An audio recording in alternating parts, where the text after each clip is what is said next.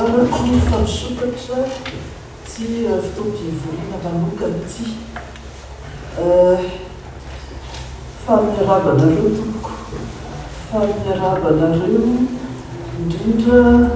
ianareo vondrona mpanjika teny avy amin'ny fijekeny mazoara fanantenana amin'ny ny famelabelarana nga milazana azy atolotrareo eto moa dia io no hany famelabelarana atao eto amin'ny akademia ny fanao a tsy dia misy rona telo fa anio zany tsy misy afa-tsy io satria zava-dehibe loatra izany fanjikana ny baiboly amin'ny fiteny samihafa eto Madagasikara zany. Dia mitany saiko ngamba hoe inona daholo ireo fiteny malagasy. Ireo ankoatran'ny fiteny ofisialy fenitra, ny fiteny Atambahoaka, Antefasy, Antemoro, Betsileo, Betsimisaraka Avaratra, Betsimisaraka Atsimo, Mahafaly, Sianaka, Tanàla, Tsimiety ary Zafisoro. Raha tsy diso folo raikamby isan'ireo fitenireo ary mahafaly anay eto amin'ny akademia malagasy ny hianatra avy aminareo, miaino ny fomba fiasanareo, ny afantatra ny zavatra vitanareo ary dia isorana indrindrinareo zany nanaiky hanolotra ny asanareo. Mba tiako isorana eto ihany koa Andriamatoa filohan'ny sokajy voalohany moa zany Docteur Rabenalisoa Valitera sy Andriamatoa filoha-hevitra ny sokajy voalohany Andriamatoa Ranjatoery Arlany.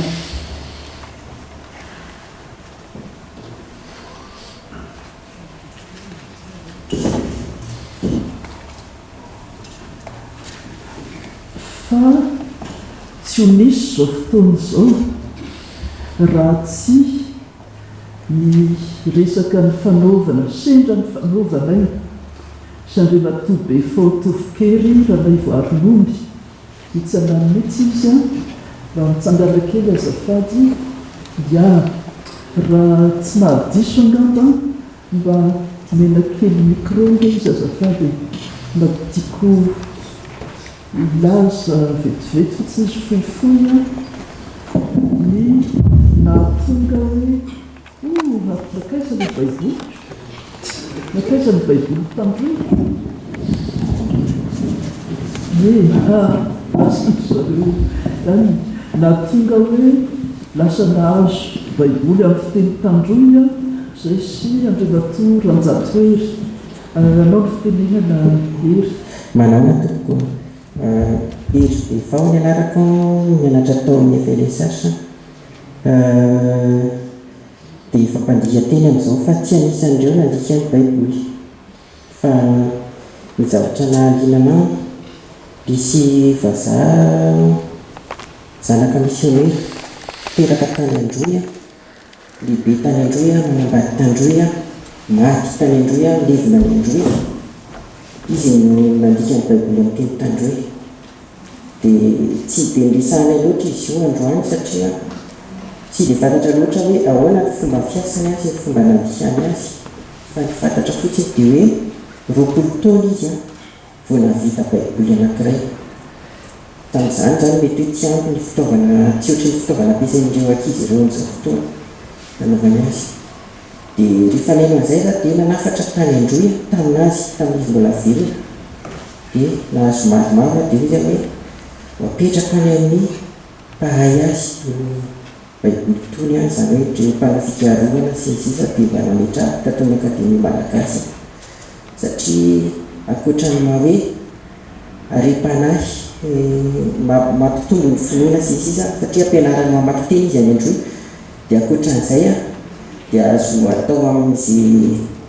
anaovana azy ohatra hoe anaovana fikaroana na anangana rakibolana na na anaovana diateny vaovao fanaraka ny vaobolana ny andro ankehitriny na ny toerana manodidina dia izay moa zany tena tanjona fa zay moa zany ohatry hoe fantrina ihany fa zay no lalana sokafan'Andriamanitra tokoa na tonga hoe lasa hita hatramin'ny diateny rehetra nataony teo amin'ny efitrika eo ambohipo dia izao dia voreto zao sotra Sotra tompoko rehefa tobe tovokerana ivaronono moa zany mpianatray tao amin'ny département d'études anglophones ny araka ny voalaza ny teo ny faculté des lettres et sciences humaines l'université n'Antananarivo dia isaorana azy fa tsy zany ilay baiboly chanty tsy haiko manonona azy chanty Andriamanahary ia tsy voalaza anao le anaran'le missionnaire américaine aiza ny micro azafady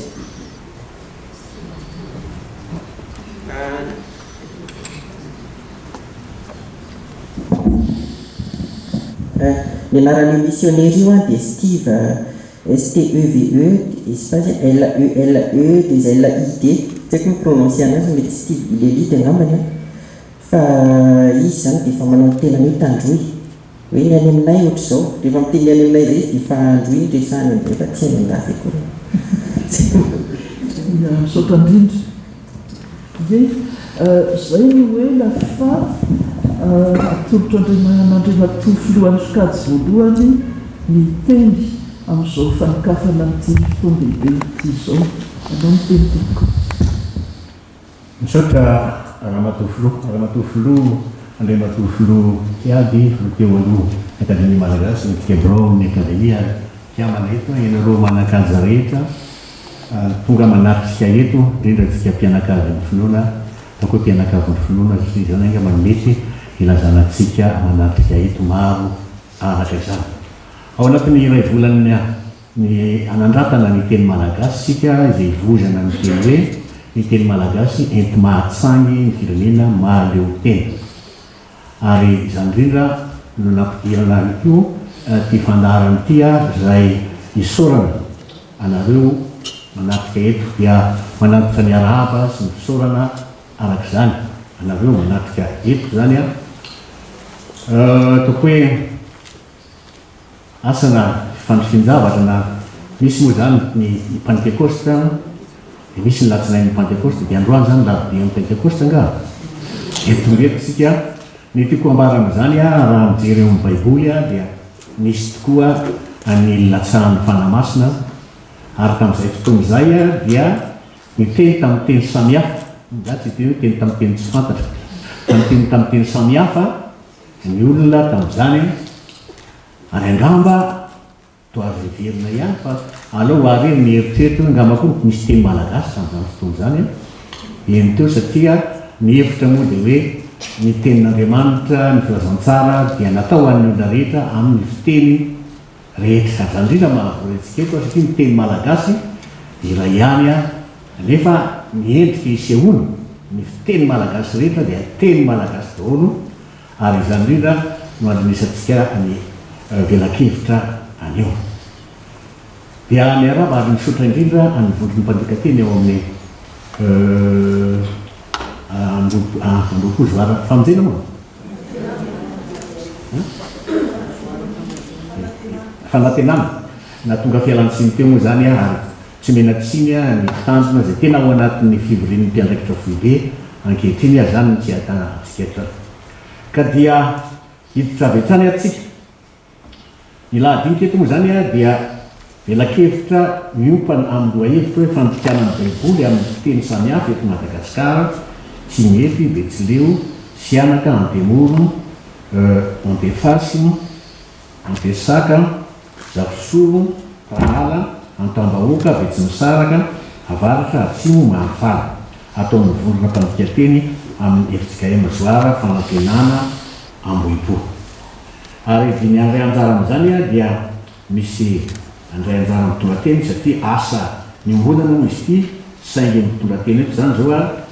hoaintsika voalohany Ramatoa Ralinoro Mirina Avelo fampianatra ny taranja malagasy ao amin'ny lycée technique génie civil ao Mahamasina izy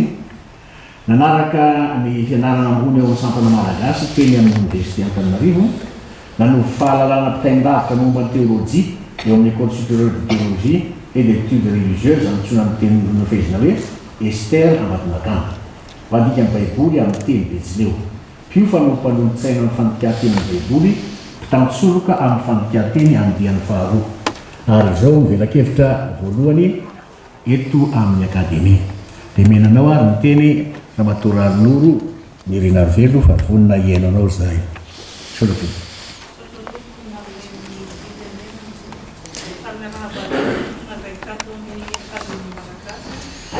Abanareo mpanatika etona ihany koa. Ny velakevitra izay atao androany dia nampitondraina ny lohateny hoe fampahafantarana ny zava-bita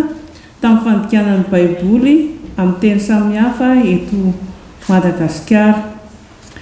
Inona ary no zava-nisy sy mbola misy? Maro no ny hevitra ny avy any amin'ny faritra fa ny baiboly misy amin'izao fotoana izao dia baiboly kova. Izany hoe tsy azo ny zavatra teneninao na tsy mazava amin'izy ireo. Dia misy ihany koa ny olona izay tsy mahay mamaky teny sy manoratra. Dia izay anisan'ny antony nandikanan'ny baiboly zany dia hoe inona ny antony nandikanan'ny baiboly amin'ny fiteny samihafa eto Madagasikara. Ny antony voalohany dia hoe vontosy filazantsara Madagasikara, izany hoe aparitaka manerana ny Madagasikara ny baiboly amin'ny fiteny samihafa. Ny faharoa ihany koa dia mivavaka ao amin'ny fiangonana FJKM Zoara Fanantenana Ambohipo dia avy amin'ny faritra maro samihafa eto Madagasikara, noho izy anisan'ny fiangonana iray miorina akaikin'ny fonenan'ny mpianatra amin'ny anjerimanontolo. Inona ary ny tanjona nandikanan'ny baiboly amin'ny fiteny maro samihafa eto Madagasikara? Voalohany aloha dia mba hananan'ny olona baiboly voasoratra amin'ny fiteny manakaiky ny fony. Rehefa voasoratra amin'ny teny manakaiky ny fony ny baiboly dia mazoto mamaky an'ilay baiboly ny olona. Ny antony faharoa dia mba ho famonjena fanahy maro samihafa, ary indrindra dia ny ho fifandraisana bebe kokoa amin'Andriamanitra. Ny fizotran'ny tantara dia nisy ohatr'izao. Tamin'ny taona 2010 ny FJKM Zoara Fanantenana Ambohipo dia nanapa-kevitra fa handika ny perikopa vakina ao am-piangonana isaky ny lahady amin'ny fitenim-paritra samihafa. Ny taona 2012 dia nisy ny famorinan'ny vavaka tao, nisy anto tao hoe izay olona afaka mandika ny baiboly amin'ny tenim-paritra. Nisy anankitelo moa izy tamin'izay ny Betsileo, ny Tsimiety ary ny Sianaka. Dia teo nanapa-kevitra fa hadika manontolo ny baiboly hatrany amin'ny Genesis ka hatrany amin'ny Apokalipsy. Ny taona 2012 dia nisy ny fiarah-miasan'ny FJKM Zoara Fanantenana Ambohipo tamin'ny SILSOA, Summer Institute of Linguistics Southern Africa. Io SILSOA io dia ao anatin'ny Silla Afrika. Ny Silla Afrika dia mbola ao anatin'ny Silla International. Dia ny Silla International ao anatin'ny mpandika baiboly maneran-tany. Anisan'ny kiambanao ihany koa zany ny Wycliffe sy ny Sid Company. Inona ary ny antom-posian'ny Silla? Ny antom-posian'ny Silla dia mampifandray ny olona amin'Andriamanitra amin'ny teny akaiky ny fony. Mampivelatra ny kolotsaina sy ny teny ananan'ilay teny antefana ihany koa izy. Ny Silla ihany koa dia mandray anjara amin'ny fikarohana siantifika momba ny teny. Mbola anisan'ny asa ataony ihany koa ny mampitia ny soratra masina. Mampitia zany soratra masina amin'ny alalan'ny kolotsaina misy ao amin'ilay teny antefana. Ohatra zao mandray ohatra hoe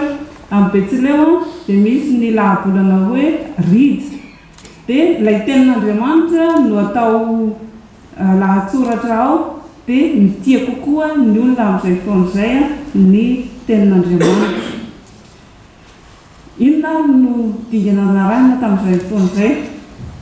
Efa voalaza teo hoe nisy ny fanentanana tao am-piangonana dia nanomboka nanao vakaraoka ny kristianina izay nanolo-tena handika ny baiboly. Rehefa vita izay dia nisy ny fanadiovana, nisy vitsivitsy tamin'ireo mpandika teny no niverina nanadio ny tenin'Andriamanitra izay voadika, ilay voasoratry ny olona rehetra zany. Dia rehefa avy eo nisy ny famonjiana, izany hoe nalefa tany amin'ny toerana iantefan'ny teny ny baiboly voadika dia nandray feedback avy any, nisy domberina niraisina zany avy any. Rehefa voaray ireo domberina ireo dia nanao tombana ny mpandika teny dia nanatsara ny lahatsoratra efa nisy teo. Rehefa vita izay fanatsarana izay dia nisy ny fanamarinana niarahana tamin'ny mpanolotsaina. Rehefa natao ny fanamarinana dia nisy ny mpandray anjara. Izavy ireo mpandray anjara ireo. Ny mpandray anjara dia ny mpandika teny, ny mponina avy any amin'ny faritra izay nanao domberina ary ny mpianatra ho mpanolotsaina. Ny fomba nentina nanatsara ny lahatsoratra dia nisy lafin-javatra maromaro no nijerena tamin'izay foan'izay. Dia nijerena ny hodidina ara-tantara sy ny hodidina teo amin'ny literatiora. Nijerena ihany koa ny tenin'ny angana. Dia nijerena manarak'izay koa ny kolotsaina roatondra, izany hoe ny kolotsaina teo amin'ny jiosy izay tenin'ny angana sy ny kolotsaina misy teo amin'ny tenin'ny antefana. Ary nijerena ihany koa ny teny manan-danja. Manarak'izay nijerena ny tenin'ny fitorana. Dia ny teny fototra moa ny angana dia ny teny hebreo sy ny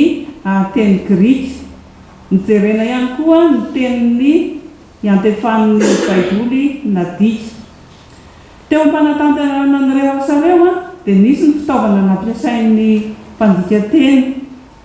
Dia ny dika teny samihafa tao ny teny malagasy, ohatra hoe nampiasa ny dika teny fahenina, nampiasa ny diema na nampiasa ny baiboly katolika.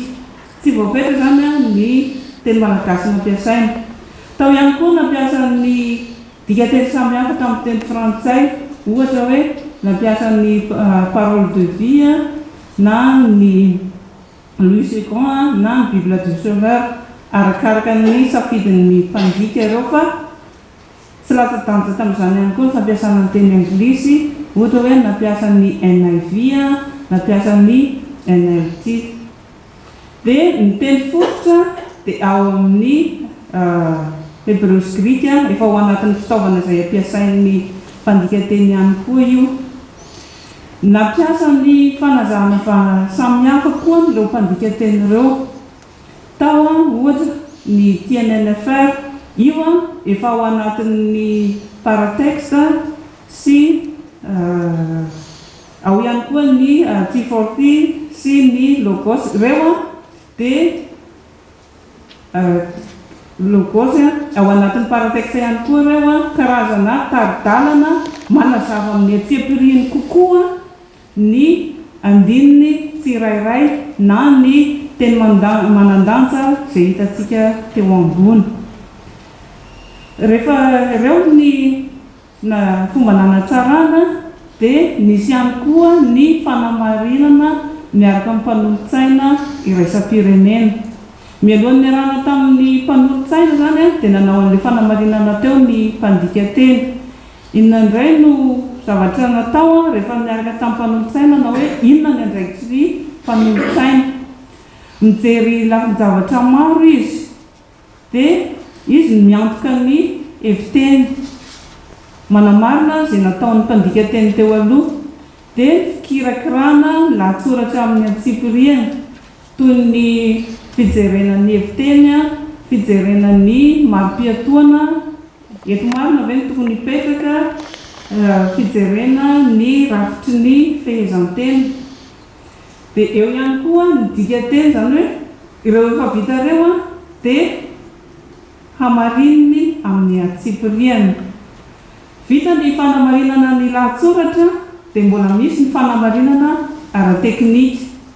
Io fanamarinana ara-teknika io dia efa misy drafotra arahana toy ny fanaovana ny fijerena fanamarinana ny teny tsirairay, ny terme biblika moa filaza azy ihany koa amarinina reny dia amarinina hoe ampy ve ny verset, ampy ve ny chapitre amin'izay fotoan'izay. Inona no lalatsaina nentina nanao ny fandikana ny Baiboly. Ny lalatsaina nampiasaina dia lalatsaina fampiasa ny mpandika Baiboly maneran-tany. Dia nijerena hoe mazava ve ilay teny azon'ny olona iantefan'ny teny andikana, marina ve ilay dikateny,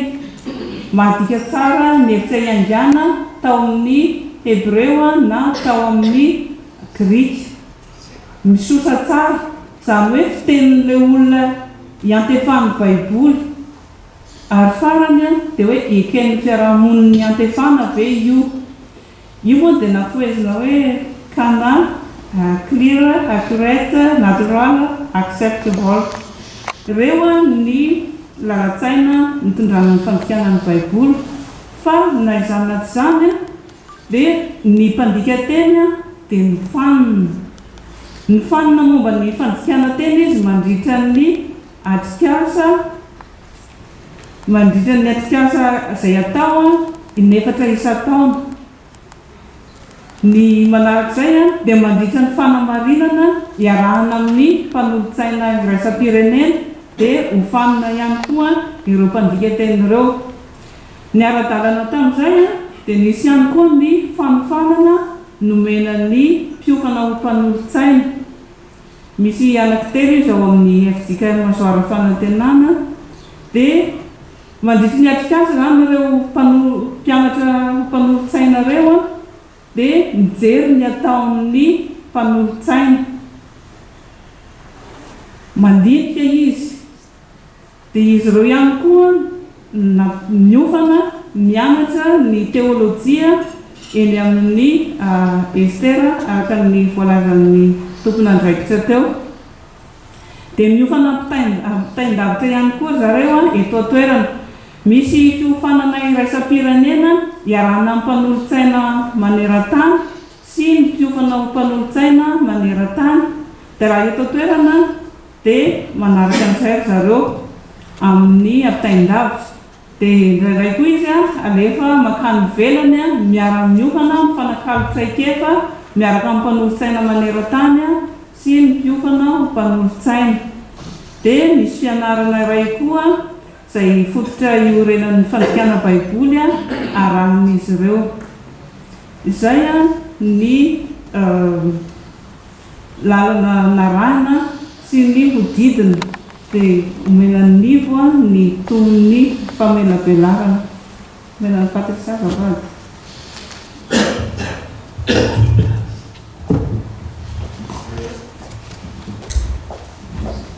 Fapitoy zany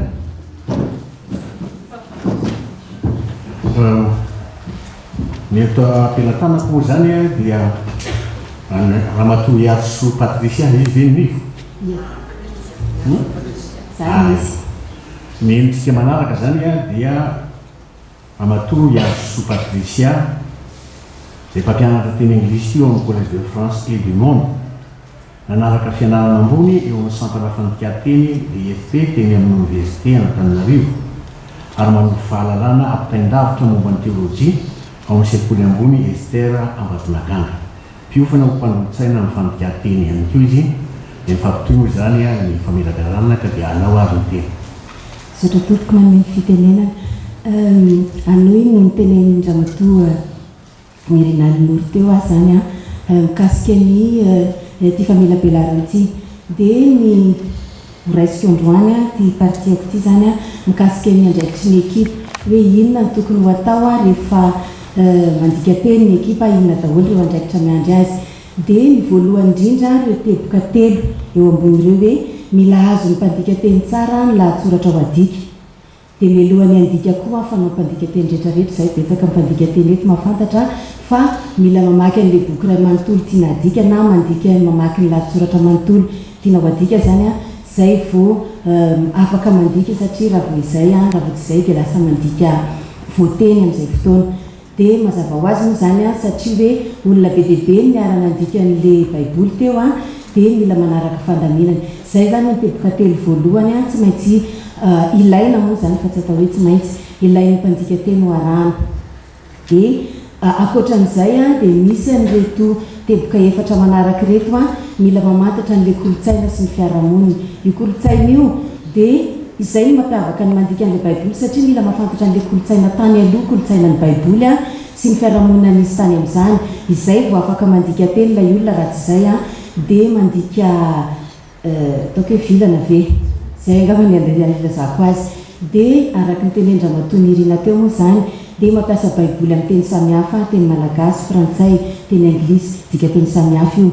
dia ny anankiray koa ny mpandika teny rehetrarehetra koa dia manao an'izay fa ato amin'ilay mandika baiboly ny tena hoe ilaina be ny manao azy dia ny mandray antsoratra ny voambolana ny safidiana ampiasaina mba tsy iovaova ka averin'ny mpamaky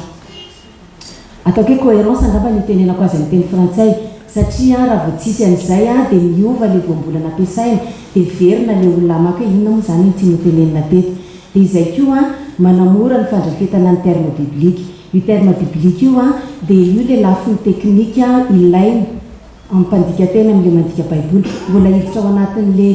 ika teknôlôjia moa tsika rehefa avy eo mikasika an'izay zavatra izay fa le terme biblika zany isany ao anatin'ny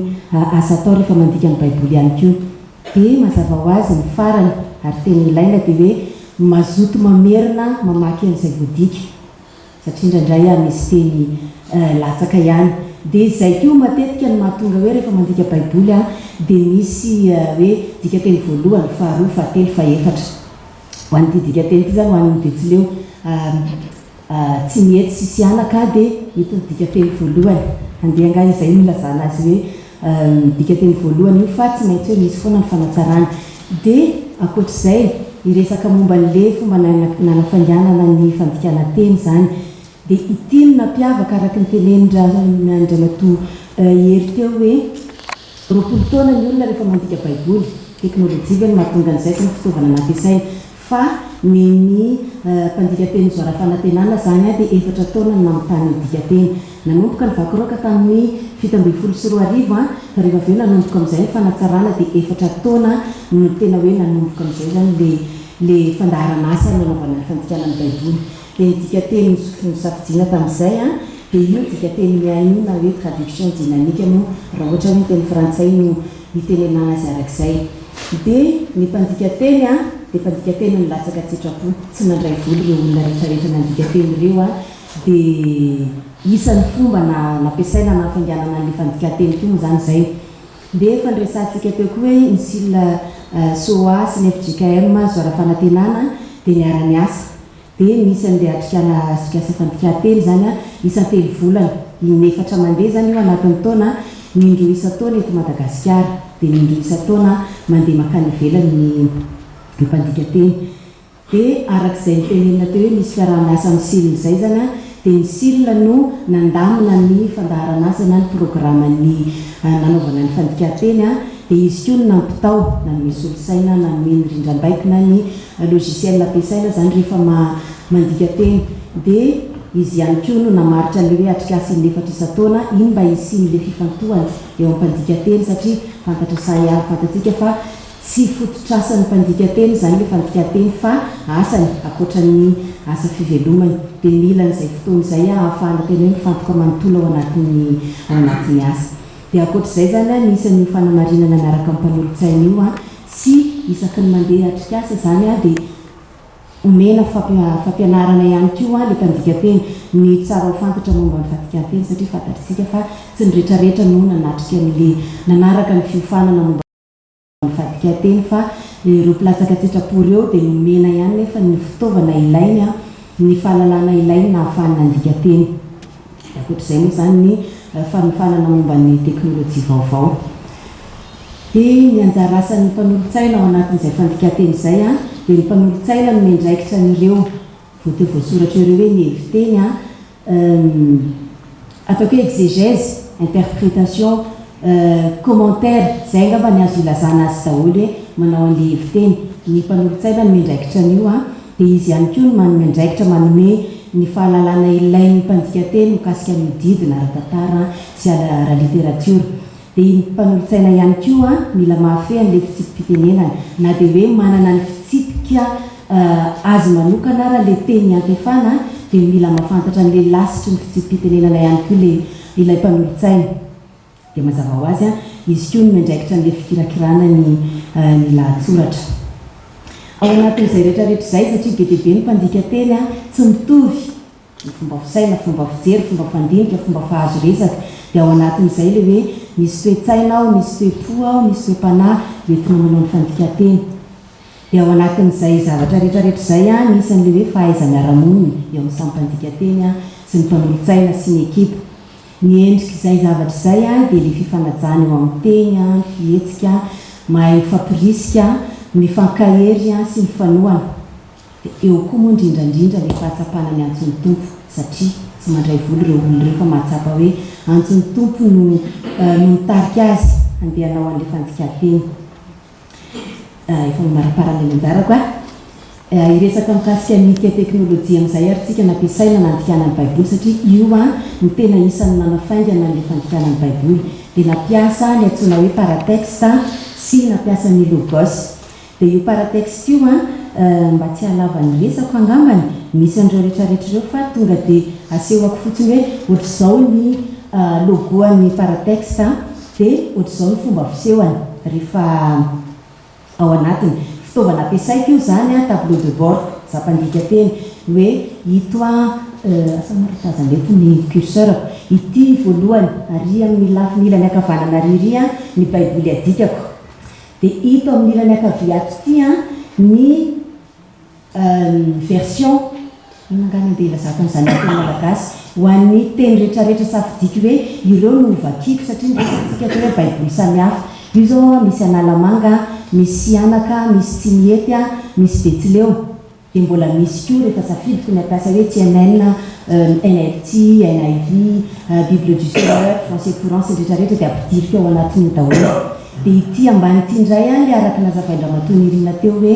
ilay fitaovana ahafahako mahazo ny heviny, misy resaka heviteny zany ao anatiny. Dia ito zany ilay fitaovana ampiasaiko amin'izay rehefa misy teny manan-danja tokony ho fantatro ao. Dia io ampivoan'io ilay dika-teny fototra satria testameta vaovao moa zany ampiasainy itony soratra eto ity dia mazava ho azy grika io dia misy an'ilay interlinéaire ozy nitenenana azy mitady ny dikany teny malagasy fa tena ialana tsy ny tompoko tsy nahita fa ataoko hoe dika-teny tsotsotra isaky ny teny isam-boateny zany na dika ao anatin'io dia ohatrany hoe eo ambony eo zao misy hoe hina dia eo ambany io mangamanga eo ambany eo ny grika. Dia eo ambany eo amin'izay misy le interlinéaire ny amin'ny teny anglisy sy amin'ny teny frantsay. Dia ohatr'izay zany dia hito indray dictionnaire ny grika io ampovoany io manome isaky le teny anankiray dia ny voateny voateny zany dia ny fanazavana sy ny dikany. Izay ny fandehan'ny paratexte zany io le fitaovana tena nampiasaina nampalaky ny fandika-teny. Dia ity raiky koa le logos ohatr'izao indray ny fomba fisehoany fitaovana ihany koa io tsy nandika-teny fa anivozan-kevitra. Misy fitaovana bebe ankoatran'ny nomeny paratexte teo zany ao anatiny ao misy ity zao misy hoe exégèse nature dia misy ny glossaire des mots de la Bible ohatrohatr'izay. Sotra tompoko ny fandramatoanivo ny fitenenana fa lasa loatra ny eny ary dia misotranao dia mety moa misy latsaka kely ny fanolorako teo le teo zany Iarso Patricia dia izy koa dia mariako fa nandray anjara tamin'ny fandikanan'ny baiboly amin'ny teny betsileo ary manao tantsoroka ny andian'ny faharoa amin'ny fandikanan'ny testamenta vaovao. Dia nakevitra voalohany nataony koa teto amin'ny akademia izao indray tsy zany zao andramatoa ary ramatoa daholo zany fa sy andramatoa rakotomaro ny voany sy ny aina azenja izy ioa dia efa mpianatra teny allemand eo amin'ny sekoly alliance française Antananarivo Antsarety ary manovo fahalalana mpitaindavitra ihany koa izy momba ny teolojia amin'ny sekoly ambony Ester Avatonakana niofana mpanompotsana ny fanokianana ny baiboly ary manday anjara tany fanokianana ny baiboly amin'ny teny Betsileo ary manao tantsoroka ny andian'ny faharoa amin'ny fanokianana ny teny baiboly. Elakevitra voalohany ataony eto amin'ny akademia malagasy io zao ary dia menanao ary zay ramatoa rakotomaro ny voany Tiniaina Rarenja.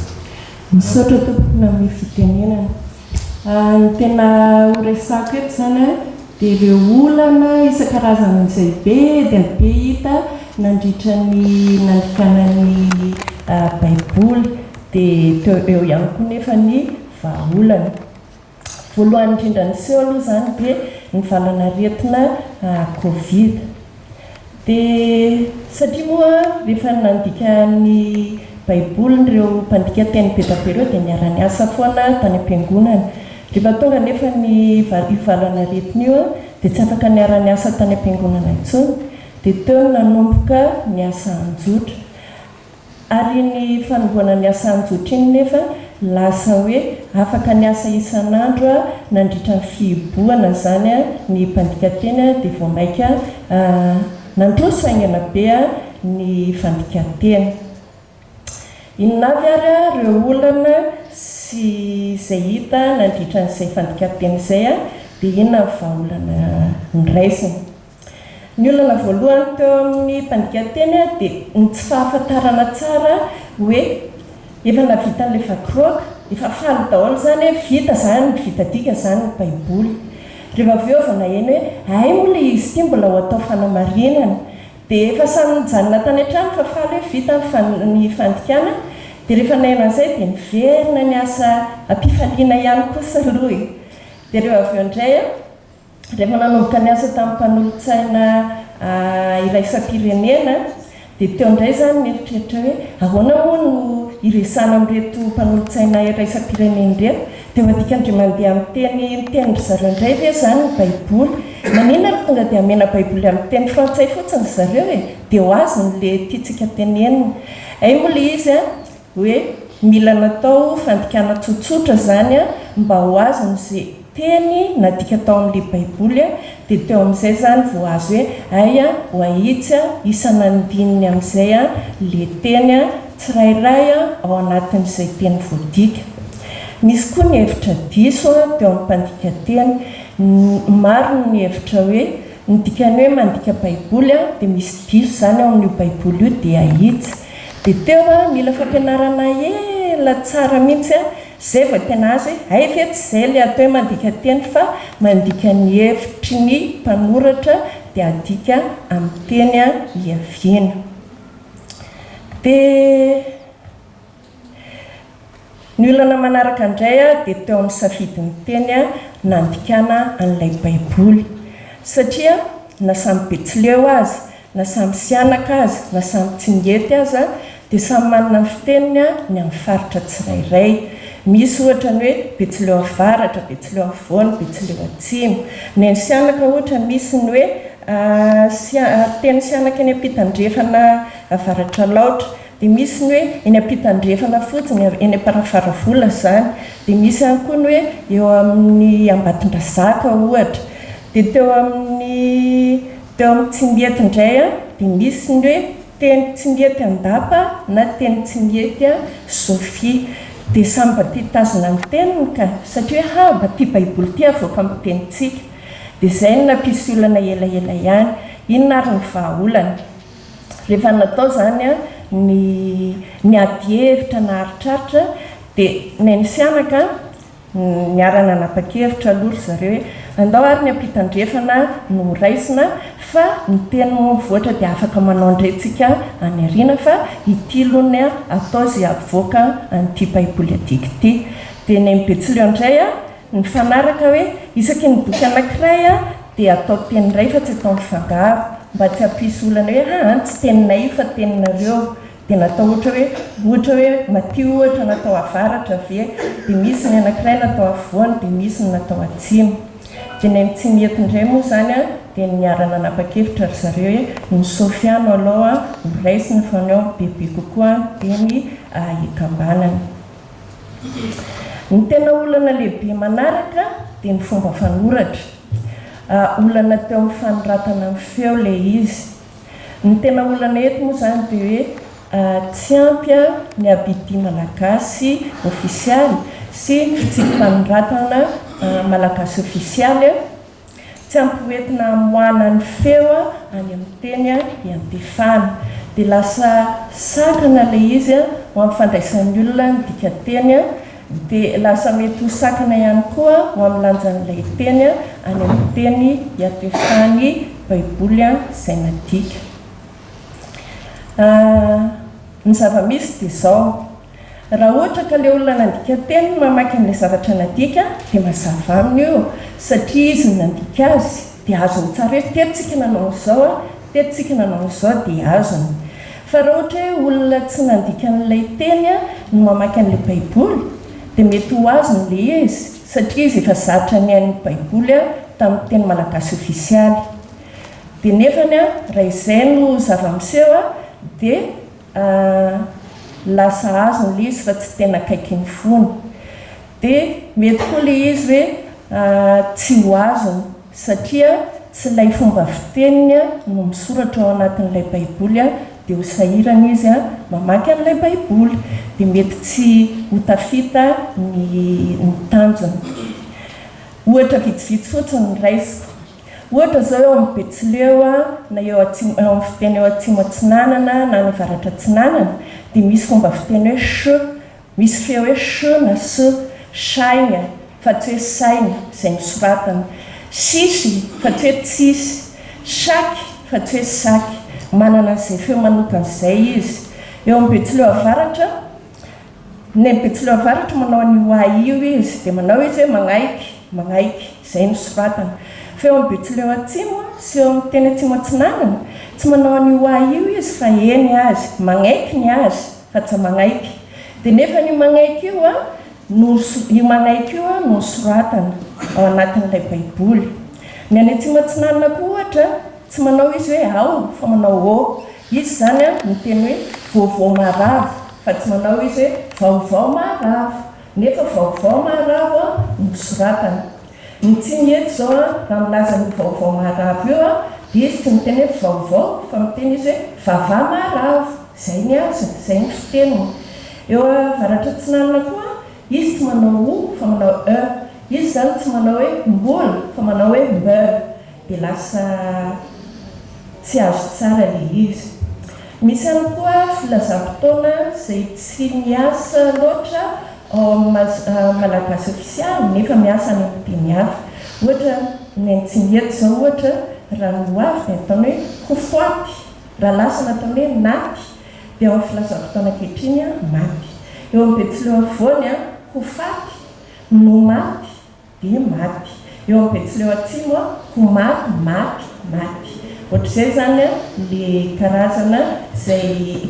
filazam-potoana izay tsy hita loatra eo amin'ny malagasy ofisialy dia lasa mikambana ilay izy dia lasa nanahirana. Misy ihany koa voambolana izay fampiasa any amin'ny faritra nefa tsy manaraka ny fitsipika eo amin'ny malagasy ofisialy. Ohatra ny Betsileo afovoany sy ny Betsileo atsimo hazo ny fiteniny fa tsy azo. Izany zany dia fahazahoana fa tsy fahazoana na fandrahoana fa tsy fahandroana. Dia inona ary ny vahaolana ny raisina mikasika n'ireny olana rehetrareny.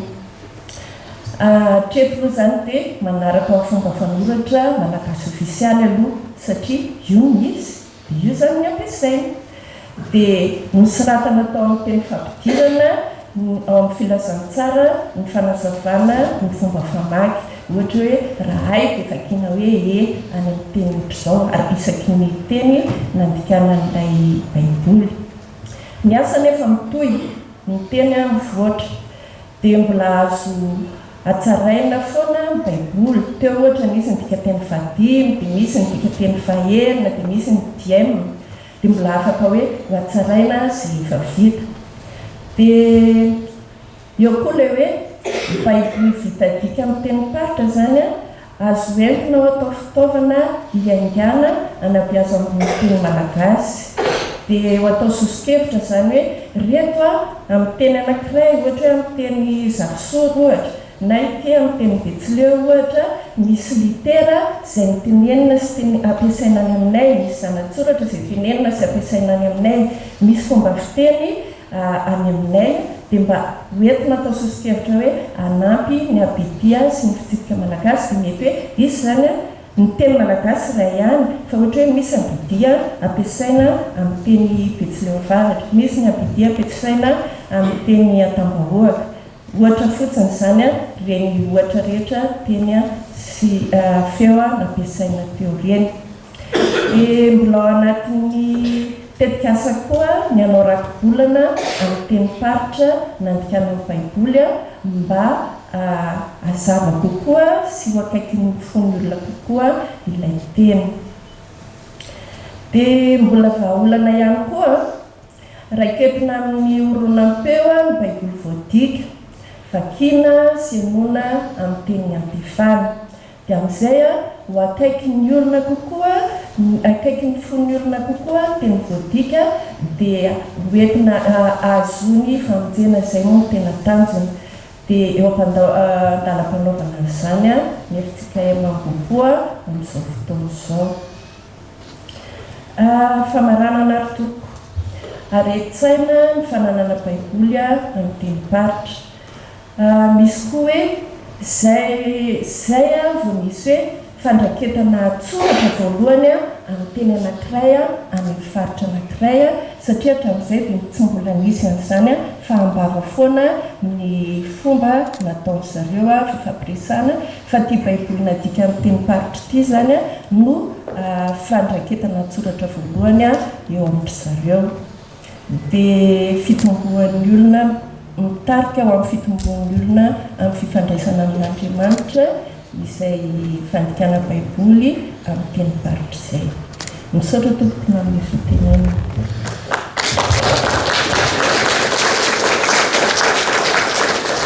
Dia misaotra nareo telo mizahavavy tamin'izay velakevitra tena mafonja nahaliana dia nahaliana, ary tsy ianareo ihany ny sorana fa dia ny fiangonana FJK Mozoara famonjena fanantenana Ambohipo, famonjena foana voateny fa tena mamonjy tena fanantenana Ambohipo amin'izay nataonareo izay. Raha fitinina izay voalazany teo angamba dia atao amin'ny teny hoe lalandavitra ny zoran'ny famokana baiboly amin'ny teny samihafa, ary tena sarotra tokoa izy. Sotranareo fa tenanareo ny mpamakilay, ary azazana hoe tsangam-bato mihitsy io ataonareo io amin'ny fianarana araka ny hoe tsy mora izany. Veriverina teo ny hoe teny akaiky ny fo, ary raha vao miresaka ty teny ty tokoa dia ao foana miresaka ny fo. Mananjavatra ho lazaina betsaka fa tsy teny maro fa dia angamba avela ho amintsika ny adevitra aorin'ny adevitra velakevitra tahaka izao moa dia omena anjara fitenenana any mpiaino ilazany heviny na anao fanontaniana na anamarika. Fa mba tiako mba ho fantatra kely fa zava-dehibe zao fividitika izao toko. Andao hoe mba mitsangana kely izay tsy mihety eto. Dia afatsika zany kopolisity. Manaraka an'izany ny Betsileo.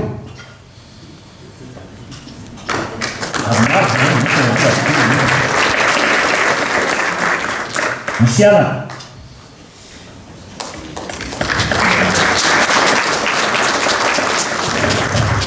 Zany tanàna zany. Ny Antemoro.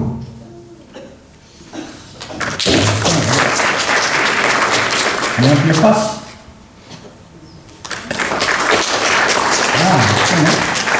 Ny Antesaka. Zavosoro. Ohatrany Zavosoro zany akeo. eny ny tanàna Antambahoaka eto zany Betsy Misaraka Avaratra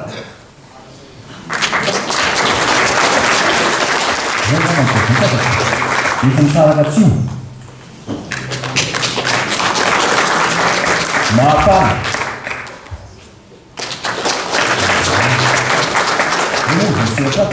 azo ny Analamanga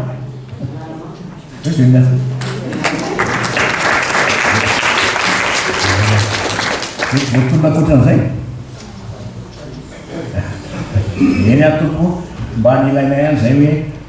tohiny isika manatika eto amin'ity toerany lapan'ny akademia dia zay sotom-pahendrena sy sotom-pahalana amin'izay mifanakalozana hevitra ka dia andray ny anaranareo azy toko dina angambalo voalohany noraisina anao fanamariana na fanontaniana ny angaviana fotsiny dia sy anao velakevitra ianareo fa anao fanontaniana na fanamariana foy eny toko mandray ny anarana apetely fa tiny masoko ya général raha makaveo eny toko manaraka iza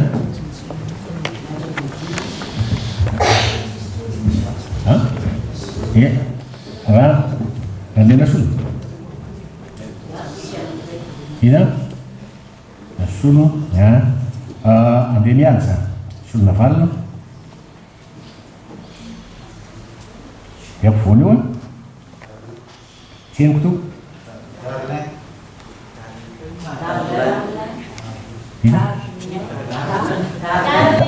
Darlan Darlin akony ya anankiray sisa dia zany dia amenany teny ary amle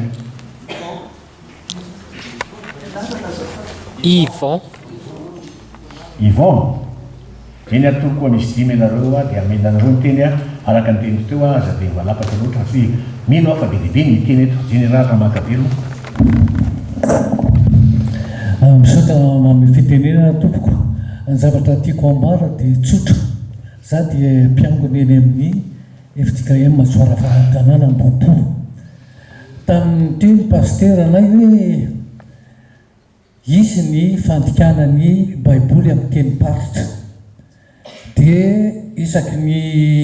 foko misy hoe iza ny Betsileo iza ny Merina iza ny Antambahoaka iza an'izao dia tonga dia nitambaradory hoe mikambananareo rehetra mikambananareo ery mikambana fampidinika ny zavatra io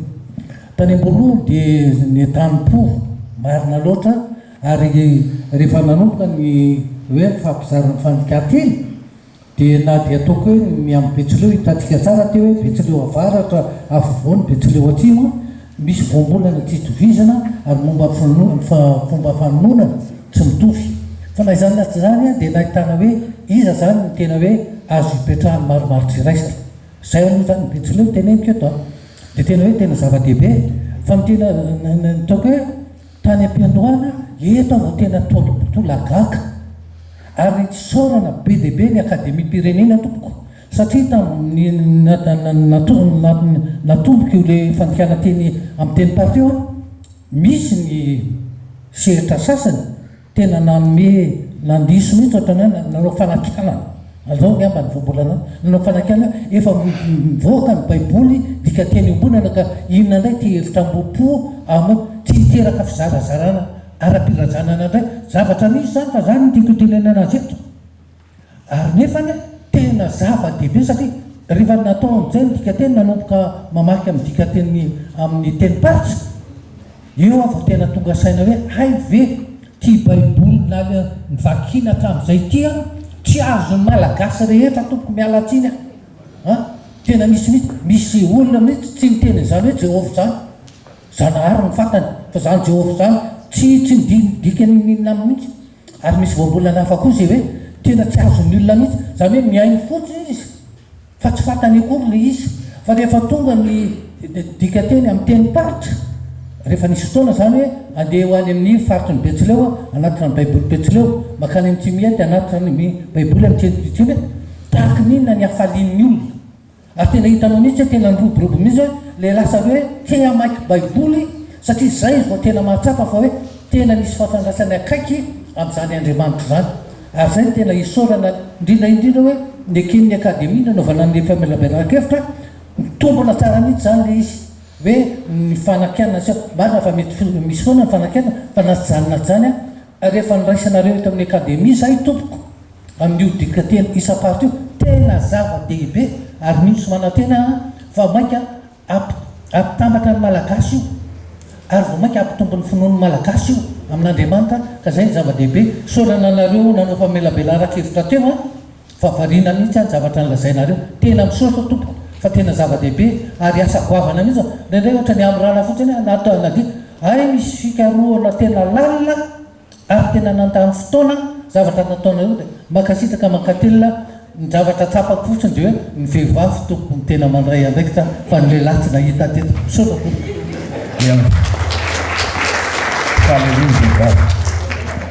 dia misotranao a araka ny teny koa raha voaresaka tenao dia mandeha amin'ny fo io a ka dia mba fepevy any tompoko ny toetritsika tsika rehetra zay mandray anjara rehefa avy eo a raha ndrena solo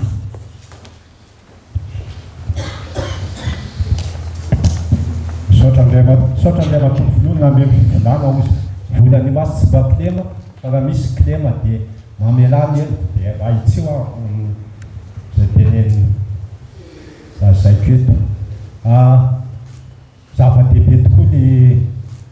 nandraisan'ny akademia malagasy azao atao hoe fandikateny ny baiboly zao amin'ny teny isa-paritra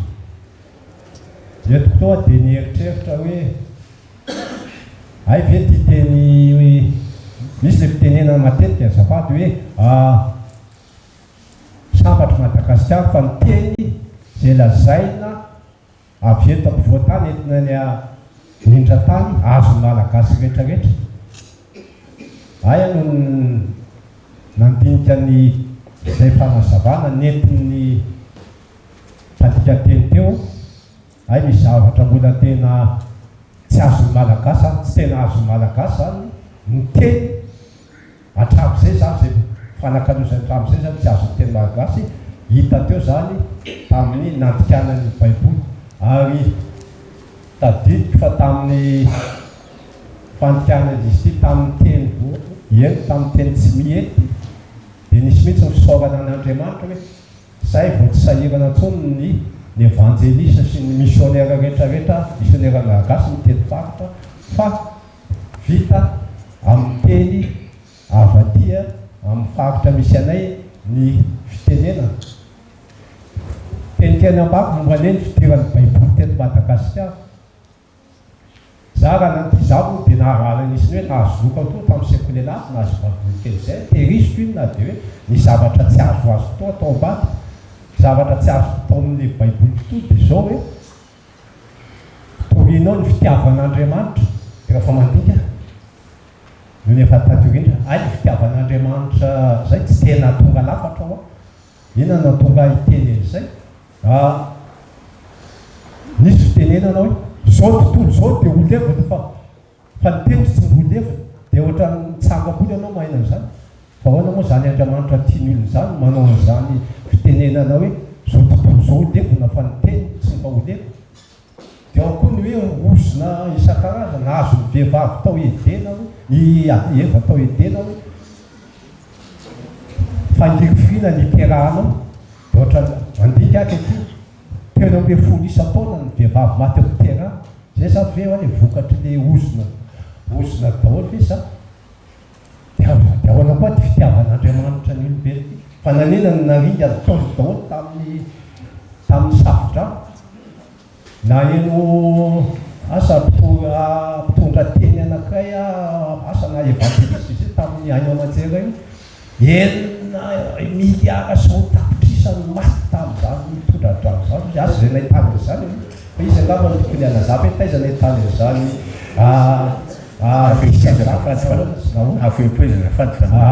zay fotsy many tiako lazay dia tsara fa nanenina ho an'ny olombelona naringanao zany fa ny devoly fanokana-panjakana tany an-danitra tsy mba nozon'Andriamanitra tsy mba nozon'Andriamanitra nanarika fa neny olombelona navika zay ao misy fitanilany any zany le fitiavan'andriamanitra fa dia asa atsika rehetra moa mandikezay zay na fantonytony baiboly fa dia aravainy no tratrany fahasivapolo ampizato midira baiboly ty atsika na dia hoe fandinian'izy io dia fitaovana nentin'ny mpanjanantany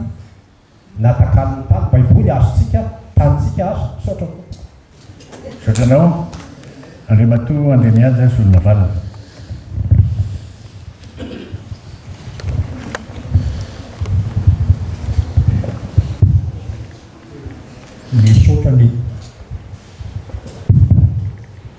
Saotrany akademia malagasy sy ny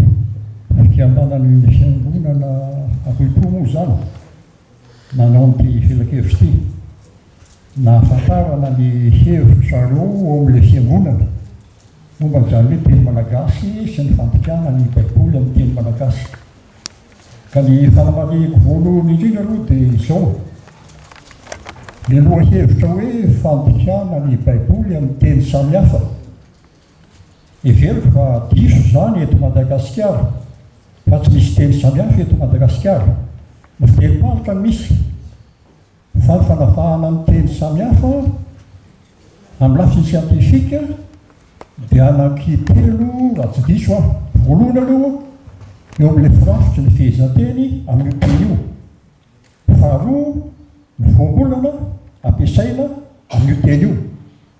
ary ny fahatelo angamba manaraka mandinidiny zany arakarak'izay hoe gadona ataon'ilay teny. Ka ny eto Madagasikara dia ny fantatra fa amin'ireo fitenim-paritra rehetra misy eto zao lalàna voalohany indrindra fitsipika ny fehezanteny dia iray ihany tsy misy samihafa. Zay no ahafantarana fa hoe fiteny tokana no eto fa tsy misy zany hoe teny samihafa zany, fitenim-paritra no misy. Dia ny olana koa dia izao zay moa zava-misy io baiboly ofisialy io zany dia fitenim-paritra merina no nanaovana an'izy io. Amin'ny fitenim-paritra merina nefa mety misy fitsipika tsy mitovy amin'ny fitenim-paritra hafa. Ny anankiray lazaiko aloha zay ngamba mitsotra indrindra sy mba haiko dia eto amin'ilay fomba fanasana tsy mitovy ny fanasana merina ny firafitra zany sy ny fanasana anontandroiny sakarafa firafitra. Ahoana no ataonareo le fandikany baiboly anareo, le inona no aisinareo raha dikany fandikana le fanasana amin'ny fitenim-paritra merina na le fitenim-paritra fiteny ofisialy amin'izao fotoana izao. Ka amaky an'ilay baiboly le olona dia fahitanareo fa mpahitaka sady ny fitsipika raha anareo. Zay no ataoko hoe ohatran'ny antoko manokana raha jerena ny malagasy sy ny Madagasikara sy amin'ilay mahateny tokana azy dia ny tsaratsara koa dia ny manatsara ilay fiteny iombonana. Zay moa nampiasaina hoe tamin'ny hoe 10 taona lasa zany tamin'ny velona ny fahaleovan-tena fa ilay fampiasana ny teny iombonana ny tokony hatsaraina ary ilay fampiasana ilay fiteny ofisialy ankehitriny io zany tokony amoarina amin'izao fotoana izao satria ilay fitenim-paritra merina ihany io. Aza mihevitra anao fa fitenim-paritra vaovao efa 900 taona lasa io ny fitenim-paritra merina saingana noditsolo ilay télévisionnaire reto dia nanjary diso. Ka zay no ataoko hoe zaho gahaka ihany aloha amin'ilay hoe andikany baiboly amin'ny fitenim-paritra samihafa ohatra ny toa tsy mampiomana malagasy zany fa ilay mampiomana malagasy no tena tadiavina satria asa tonoina za zany dia mijery ny géopolitika Madagasikara ka firenena kely raha tsy matanjatsika eto amin'ny teny tokana tsy afaka hiady amin'ny akaikaitsika tamin'ny Afrika Atsimo, Tanzania, Kenya, Ankavaratra na Atsinanana misy ny frantsay na Réunion dia allo mba mahafantatra ny tenintsika ampiakarina lentan'ilay teny malagasy iombonana io fa tsy hampahitaka indray. Raha hijeriny baiboly moa zany dia azonareo jerena daholo ny votoatan'ny baiboly dia azo jerena daholo na miteny inona na teny inona. Raha hainareo koa ny teny frantsay dia jereo ilay teny frantsay fa ny votoatany io tsy miova koa. Raha mety aminareo ilay teny tandroy dia valio raha misy zany fandikana baiboly amin'ny teny tandroy zany fa ny votoatany aloha tsy miova mihitsy fa ato amin'ilay endrika zany no ataoko hoe tokony isy mba hifanarahana aloha mba tsy hiparitahan'ny gasy. Saotra ataoko. Saotranao, Andriamatoa Darlin.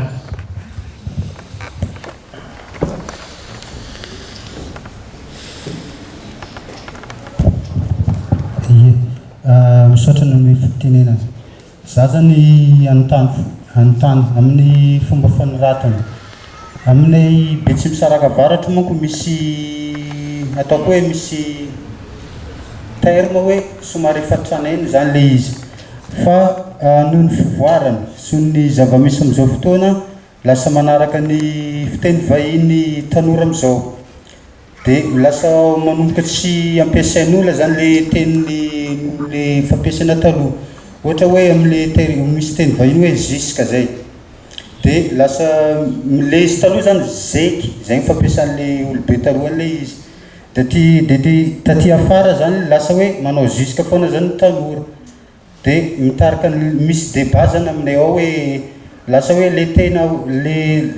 vahiny lasa tonga gasina zay le izy. Lasa hoe zisky. Za manko efa nanontany mpanolotsena mihitsy tamin'le izy satria le zavatra hoe tsy maintsy harmonisena. Dia zay no mahatonga ana miteny eto hoe iny zany le tena mety hoe le teny taloha le tena maizy azy hoe le nampiasain'le olobe taloha ireny sa le amin'izao fotoana ataony taloha. Zay. Misaotra ndraiky. Dia misaotra anao, mamarana azy Andriamatoa Yvon.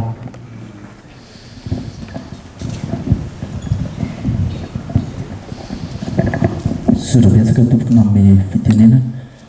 Makasitraka ny mpandika baiboly, makasitraka ray aman-dreny zay eo anoloana. Ny fanontaniana apetrako dia izao, ao atsimo ao dia misy an'ilay karazana olona le hoe tsy haiko ny le fiantsony azy hoe le olona lazain'olona hoe olon-diza Mikaela sy diso ona fanontaniana mipetraka mivantana ao amintsika zay mpandika hoe mahazo anjara amin'ireo ve io fandikana baiboly io ve ireo olona ireo satria raha ny fiheverany marina io dia ohatrany hoe klasy ahafahan'olona hoe tsy olona izy ireo. Fanontaniana manetikitika ao anatiko zay saotra tompoko. Dia misaotra anao. Zay zany ny andeha-panontaniana dimy voalohany. Fanontaniana misy fanamariana moa betsaka fa tsy dia fanontaniana. Omenanareo le mpanao velakevitra teo ny teny ny fiotoveo mba ahafahanareo mamaly raha ohatra moa nareo ka hoe tsisy valiana dia avy hatrany dia omena ny fanontaniana manaraka. Fa misy fanamariana le maro tamin'ireo dia anareo ary izy raha miteny hoe ngamba tsy anareo fa misy manam-panontsaina ihany koa reo manampy anareo anareo e. Meo azy ny feto.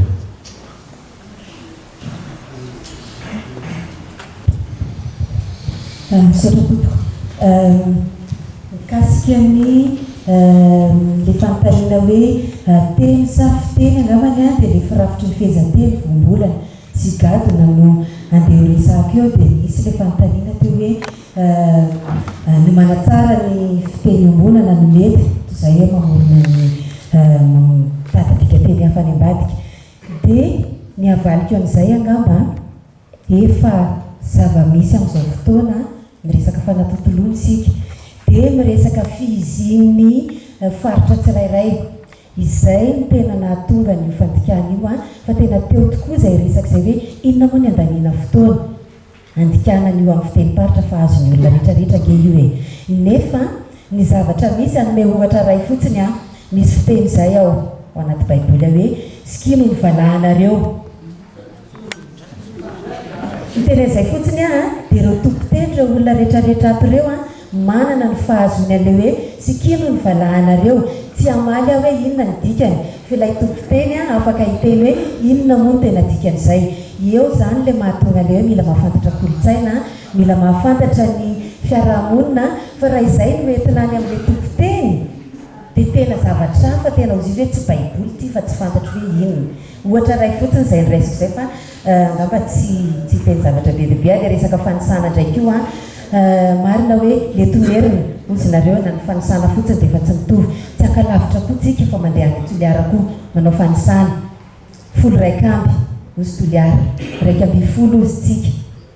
Dia na izay fotsiny koa dia efa zavatra tsy hitovizana. Any amin'ny faritra Tsimotsinanana koa misy teny betsaka. Za tsy hiteny alohanareo rehefa any amin'ny faritra Tsimotsinanana fa ianareo mahalala hoe misy teny teneneto fa tena ny hevitra mifanohatra amin'izay no fiteny rehefa tonga ny amin'ny faritra Tsimotsinany. Izay no antony a misafidianana nyity hoe teny akaiky ny fony olona ity. Saotra tompo. Mbola misy teny ianareo fandray anjara teo. Zay sa fiteny. Eny atoko dia mbola makasitaka ihany mivaky teny zay a. Mandray andeha-panontaniana manaraka indray ary iny araka misokatra amin'izay ary miakatra amin'izay ny tany ato aloha azafady a. Rabianta manaraka fiteny sianaka Ramandray be izy a afandray misy fo dia manaraka ohatrino Rafaralahy manana sarina ato sa dia ria manana sarina ianao faneva dia aria mora mivaravarana io briko eny arana rodiny indray zany tompoko araka zany araka ny teny teo dia makasitaka lenandray anjara teo fa dia maniezaka rozoana foy a na dia andehana ny fihetseham-poko nefa dia mataky zany fio nareo hoinao fa resinareo ny fahafoizana zany no le teo.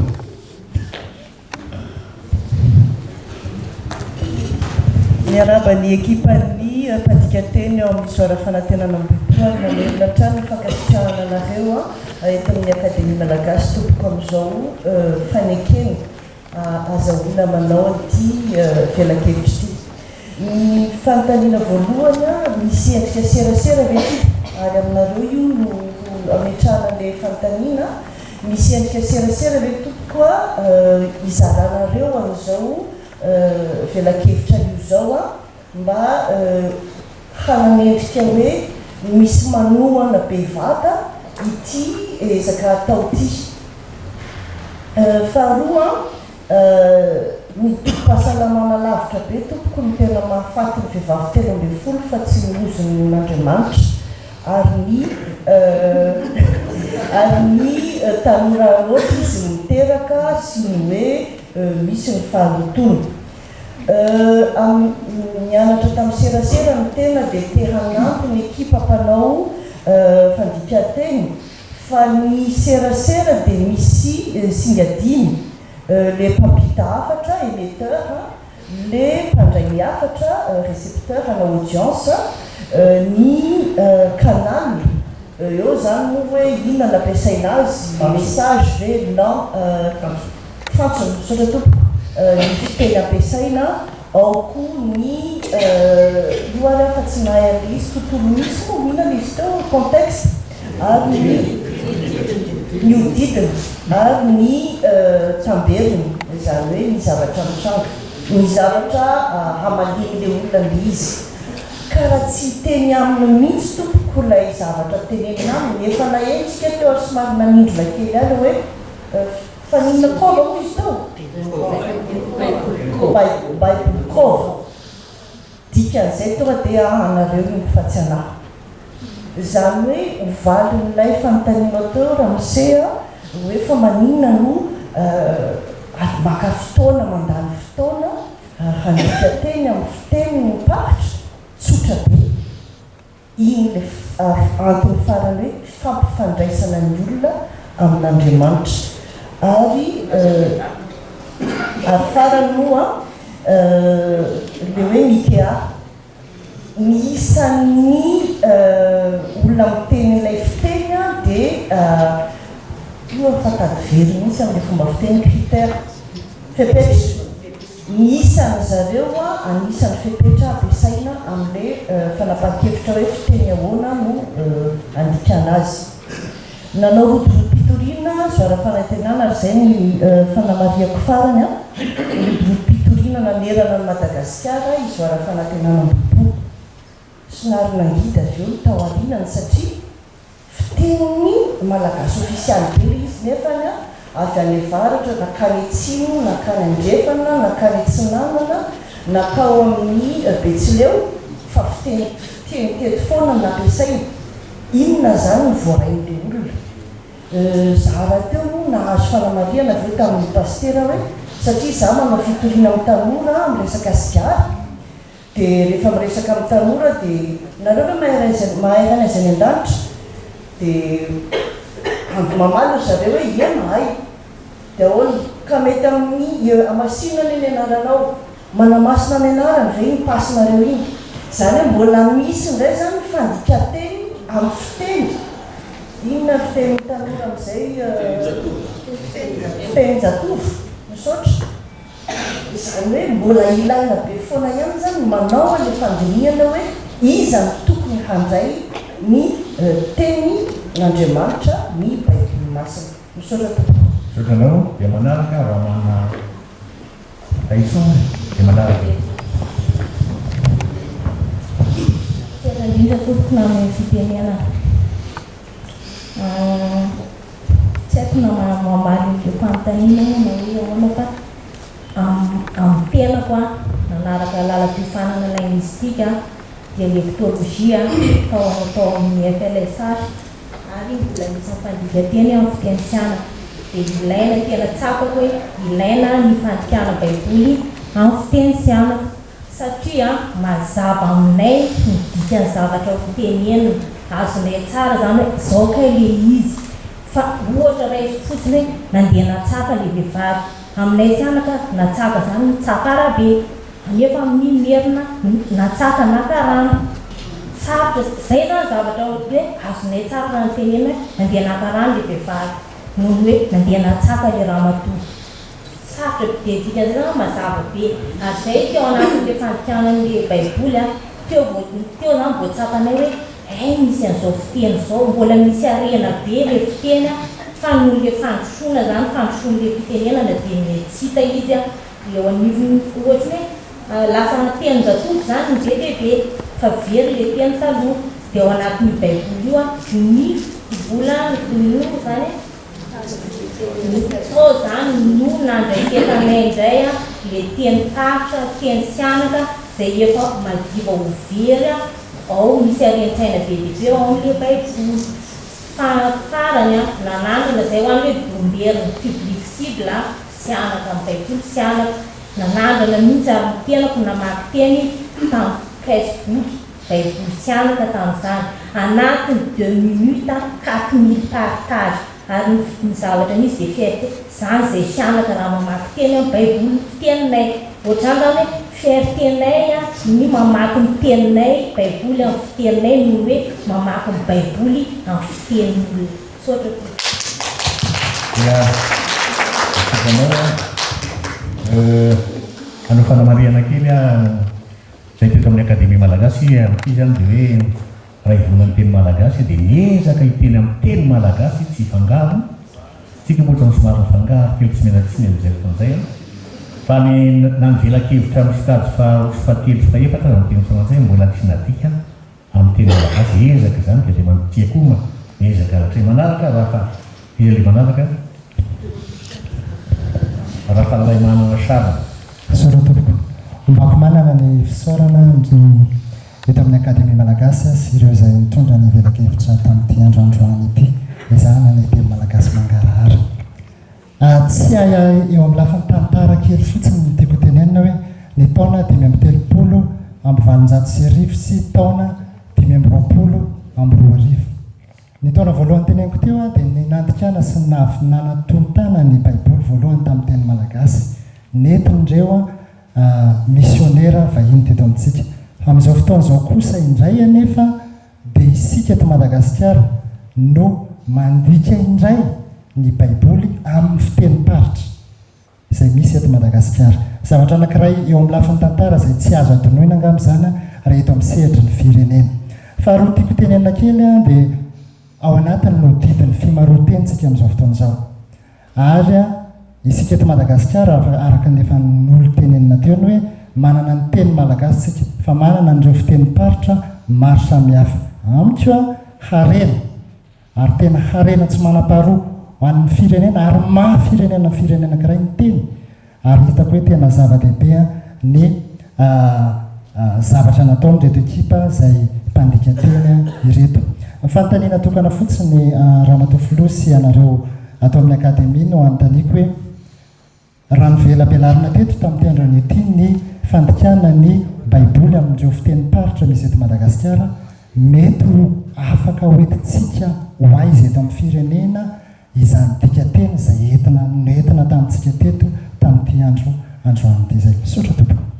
Sotranao dia izy le manaraka re fanontania manaraka izy le nangata faneva misaotra anareo tamin'ny akademia malagasy sy ireo nanolotra ny famelabelarana. Valim-panontaniana no teneko fa tsy ametsaka fanontaniana. Nisy fotoana nandeha nitody filazantsara tany amin'ny faritra Sofia iny izahay, dia tany ambanivohitra. Dia rehefa tonga tany dia niona tamin'ilay olona teo an-toerana.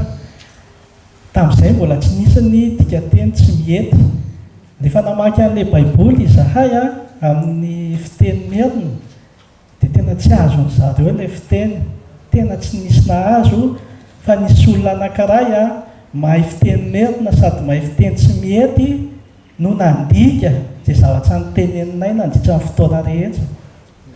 Anankarayko ihany koa vao aingana kely vao tamin'ny avrila teo nandeha tany Anosibe. Misy toerana anankiray any misy azy hoe Tsahalava zay, miteny Sakalava Nosibe. Rehefa nantaniana ilay olona teo amin'ilay toerana hoe maninona reo tsy mandeha mivavaka, dia tsy baibolinay io izy fa baibolinareo merina. Ndova miteny ianao hoe Jehova any dia Jehova, Andriamanitra aminareo merina zany izy fa tsy Andriamanitray.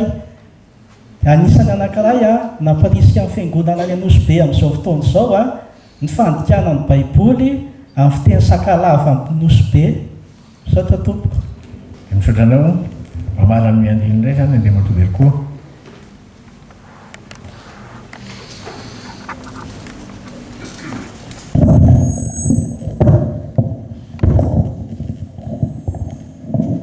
Ia, misaotra nanome fitenenana na zany mikasika ny amin'ny fomba fanoratra. Indrindra zany raisiko manokana zany ny amin'ny baiboly amin'ny teny tsy mety, satria rehefa navoaka zany iny baiboly iny anisan'ny naliana tokoa zany ny amin'ny famakiana azy ny fomba namoana azy tamin'izay fotoana zay. Fa ny zava-misy zany rehefa nandeha zany fotoana misy zany karazana mailazana zany hoe fanamarina avy amin'ny olona tsirairay zany rehefa tena namakina azy eo amin'ny fomba fanoratra zany, satria araka ny famelabelarana ny tao teo zany misy olana raha ohatra enona ohatran'izao zany le fiteny dia rehefa soratana zany ohatrany samihafa. Raisiko ohatra magneky, ohatra zany zao voambolana magneky, rehefa jerevana izy ao amin'ny baiboly teny tsy mety N magneky zany ohatrany hoe GN zany le gne fa le fanoratra anazy zany N dia asina inona anarany trema, ia asina an'iny. Dia raha tena mamaky zany izay avy any amin'ny faritra Sofia zany zay le tena tsy mety, tena sahira, tsy miankagnakina zany ny olona mamaky anazy satria araka le fanazavana teo hoe mila le akaiky ny fony, nefany raha tena mamaky zany ohatrany mbola tsy tena afapo zany. Dia fanontaniako zany ahoana zany momba an'izay le fomba fanoratra zay na hoe amin'le hoe fanatsarana zay. Misaotra tompoko. Sotranao averina any aminareo mpanao famelabelarana indray ny fiotofe zany raha manakolazainy nareo raha tsy moa dia akoho angamba mety aty amin'ny ambony aty manakolazana koa dia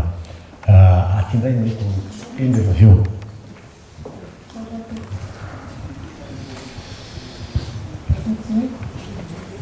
Ianao tsy maneno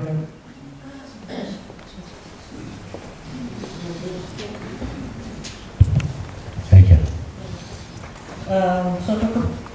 Ny momba ny fomba fanoratra dia anisan'ny atao hoe domberina zay. Rehefa mahazo ny domberina ny mpandika teny dia manao tombana ry zareo dia manatsara ny fomba fanoratana na ny tenin'ny zareo hoe misosa sa tsy misosa amin'ny zareo zay.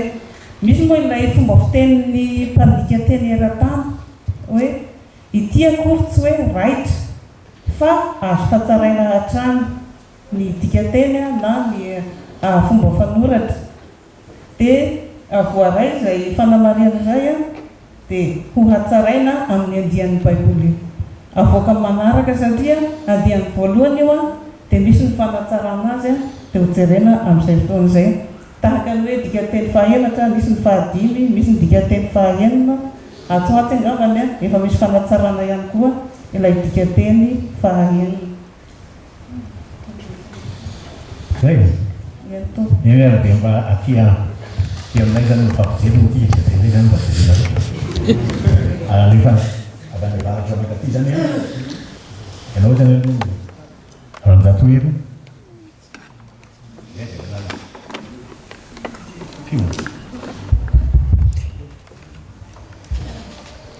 misaotra Andriama Tosoloha nanolotra ny teny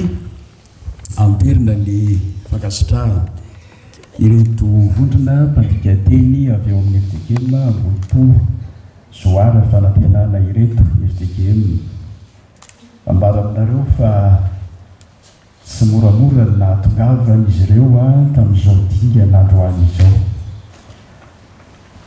fa tena nanokana fotoana rondo tamin'ny fanomanana samihafa izay natrentsika teo hatramin'ny manitra vitsivitsy melony nanomboana. Fantatro hita masoko ny ezaka nataon'izy ireo tao anatin'ny ray volana latsaka kely teo. Kasitrahany ianareo arak'izany ary ny sokajy voalohany manokana dia tena feno fifaliana sy faravoravola amin'ny fahatontosany ny zavatra natao. Azosika refesina ny halehiben'ny ezaka izay nataon'izy ireo amin'ny eo anivony FDGM Ambohipo amin'izany fandikanana baiboly amin'ny fiteny paritra izany. 337 ny isan'ny takila amin'ny baiboly malagasy. Roa taona no namakiko azy manomboka amin'ny voalohany hatrany fara Genesisy hatramin'ny Apokalipsy. Reto vondrona mpandika teny reto tsy vitany hoe namaky an'ilay baiboly fotsiny, fa namerina namaky azy matetika ahafahana manao ny fandikana araka ny tokony ho izy, ary tao anatin'ny efataona nahavitany azy. Zavatra lehibe zany ary meny fiterana. Asan'ny misionera no nataon'izy ireo. Torotsika tsara rehefa tonga teto ny misionera LMS dia nandrafitra ny abidi malagasy sy nandika ny baiboly malagasy ho fitaovana ampianarana mamaky teny sy manoratra ary hitoriana filazantsara ny masony voalohany. Ary 10 ampitaona tao arinany dia sady voadika manontolo ny baiboly no voatonta manontolo amin'ny teny malagasy tamin'izany fotoana izany. Eto sika mahita zavatra mihazakazaka be. Tolokevitra omena ny vondrona mpandika teny eo amin'ny FDGM Ambohipo hoe vita ny dika teny ary efa mitsidika ho sahanasanareo sady le hoe fandrafetana rakobolana amin'ny fanandrify amin'izany, fa akoatra ny rakobolana amin'ny maharakobolana azy dia misy lafin-javatra azo tandrahana ihany koa tahaka ny hoe fanangonana an'ireo ilay endrika lahabolana ambavany amin'iren'le faritra ireny satria miaka ao amin'ny baiboly ihany koa zany. Tahaka izay ihany koa ny fomba mampanao any amin'le faritra, ilay sotoavina hita ao anatin'ny baiboly voadika amin'ilay fiteny paritra ihany koa. Izany zavatra izany mbi ao an-tsaiko ohatra ny ohatra anankiray raha miresaka baiboly tsy mientsika teo ny hoe raha mitentsika ao amin'ny baiboly amin'ny fiteny etomerina ny hoe ny vato izay milavy ny mpanao trano no efa tonga fehizoro, tsy misy dikany ao amin'ny tontolo mpiaina ny tsy miety mihitsy zany fehizoro zany. tsy misy eo aminy zany ka izy zay le lafy ny etnolojia antropolojia zay a zavatra lehibe koa ny kisahana kely any am'zany lafy fikaroan'zany zay verina fa ho azo raisina eny am-pampianana amin'ilay famakina sy fandikana n'ilay baiboly akoatran'izany moa dia raha isika ohatra ny baiboly fiteny an-tandroa io azo inona fa io baiboly an-tandroa io zany no boky voalohany voasoratra ny fiteny an-tandroa azoko inona zany etak'izany koa amin'ny fiteny hafa zava-dehibe amin'ilay olona izany ary eto mba tiako mariana ihany misy anankiray teo ny teny hoe inona moa ny ilana zany fiteny-paritra isan-karazany zany tsy ny malagasy ombonana ve tokony masoana tsy tompoko ho amanokana ny faresen-dahatra ao any dia hoe manamafy ny fiombonana ny fahatsapany ny tsiraray avy ny fahasamihafana ao anatin'ny fanekena ny firaisany ary zay fahasamihafana zay dia hita miendrika samy hafa tsy mampaninina mihitsy ny hoe anana ny baiboliny koa ny olona eny amin'ny 67 any fomba fiteniny amin'izay mety ho fomba andraisany an'izany tenin'Andriamanitra zany ahatanteraka ilay vinany hoe fotosy filazantsara i Madagasikara eny fa tsy zavatra maivana mihitsy zany zavany ary mitaky fiverenana fandinihana fikaroana indrainy amin'ny hoe ahoana ary zany tena anaovantsika ity teny malagasy inoko fa ny fahalavorariny zany fidika teny isam-paritra izany no hitondra antsika ihany koa any amin'ny tena ilay fananganana n'ilay zavatra iombonana ary aneketsika izany zavatra iombonana izany mamarana dia hoe misy fivoarany teny teo ilay teny tranainy zay lasa hoe ziska amin'izao fotoana izao dia vao voalaza teo amin'ilay izy hoe voatazona ilay ezahana tazoma raha ten'ilay baiboly ilay fiteny tokony ho hita fa izy ren'ilay fivoarany teny ireny mampisehoka eny fahavelovana ilay teny tsisy azany teny hoe latabatra zany tany aloha tsisy azany teny hoe penina zany tany aloha fa niraisika avy mindrana avy amin'ny teny hafa isika dia nahavelona n'ilay teny malagasy fa ny zava-dehibe dia ny hoe nitandrotsiny nitandrovantsika hatrany an'ilay fanahy raha isika ohatra hoe ny teny frantsay hoe travail ny tena dikan'izany travail zany hoe tany aloha dia avy amin'ny teny latinina hoe tripalium zay midika hoe fitaovana fampijaliana kanefa tsy zantsony ny hevitry ny hoe travail amin'izao fotoana izao endrika anankiray zay mampiseho an'ilay fivoaran'ilay teny ary ny fara indrindra tsy ombako manana mihitsy ilay fomba fijery hoe nomenantsika ny baiboly dia natolotsika azy ny tany ny fivoizana an'izany dia mandiso zavatra betsaka eo amin'ny tantara satria nisy tokoa no nampiasa ny fivavahana kristianina androbohana ny zanatany fa tsy dia zany loatra trany akory ny fivavahana kristianina misoratra saka anda professeur Johnson misoratra any mandofolo teny ndray ambavy ihany zany hoe voalohany dia misoratra ry makasitaka sady mankalaza n'ireo ekipa nanao an'ity hoe fampiana ny baiboly amin'ny teny paritra ity zany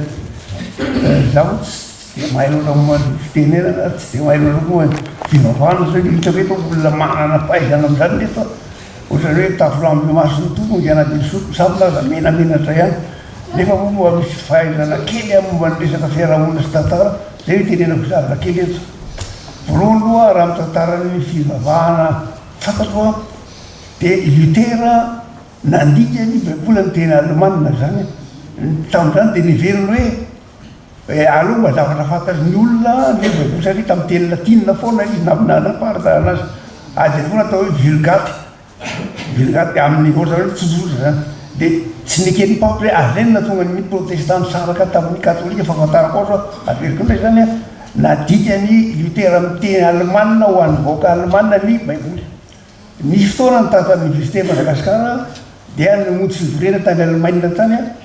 dia nanao fiaraha-miasa tamin'ny université de Bielefeld zany zay dia nentiny zareo mijery ataontsika hoe toerana manan-tantara dia nentiny tao amin'ilay hoe lapan'ny Wartburg na hoe château de Wartburg dia hita natoro taminay mihitsy hoe itiatato nandika baiboly i Luther dia visaka io dia tsy mitery irindrina dia ranomainty dia mbola hita foana le hoe ranomainty tamin'ny nataony Luther tiako lazaina am'izany misy resaka tantara koa zany tsara any ty zany na iny na devitry karazany resaka linguistique zany na ilaina zany fantatry ny olona amin'ny zavatra foa fiteny le izy zany fantany teny olo teko Madagasikara dia zao tamin'ny sorabe foana aloha nanolotana tamin'ny andro nandeha ampolimera dia niantso lavany amin'antemoro izy ampianatra sorabe anisan'ny nalaza tamin'izany Andriamasinoro fa nefa no tokony missionnaire dia hoe aleo adika amin'ny teny malagasy baiboly fa raha ohatra sorabe fotiny tsy miparitaka le baiboly fa nely koa avery hoe manaraka lavidavitra salam-petera fotina resaka tantara zavatra kely mahafantatro zany zay tiako lazaina hoe akasana ary tena zava-dehibe hoe zavatra sosokevitra fotina dia hoe efa ny sosokevitra teo hoe tsara mpahafantarina ny olona le kaseraseran'ny akademia zany ny zavatra fa mba sosokevitra toko amin'ireo le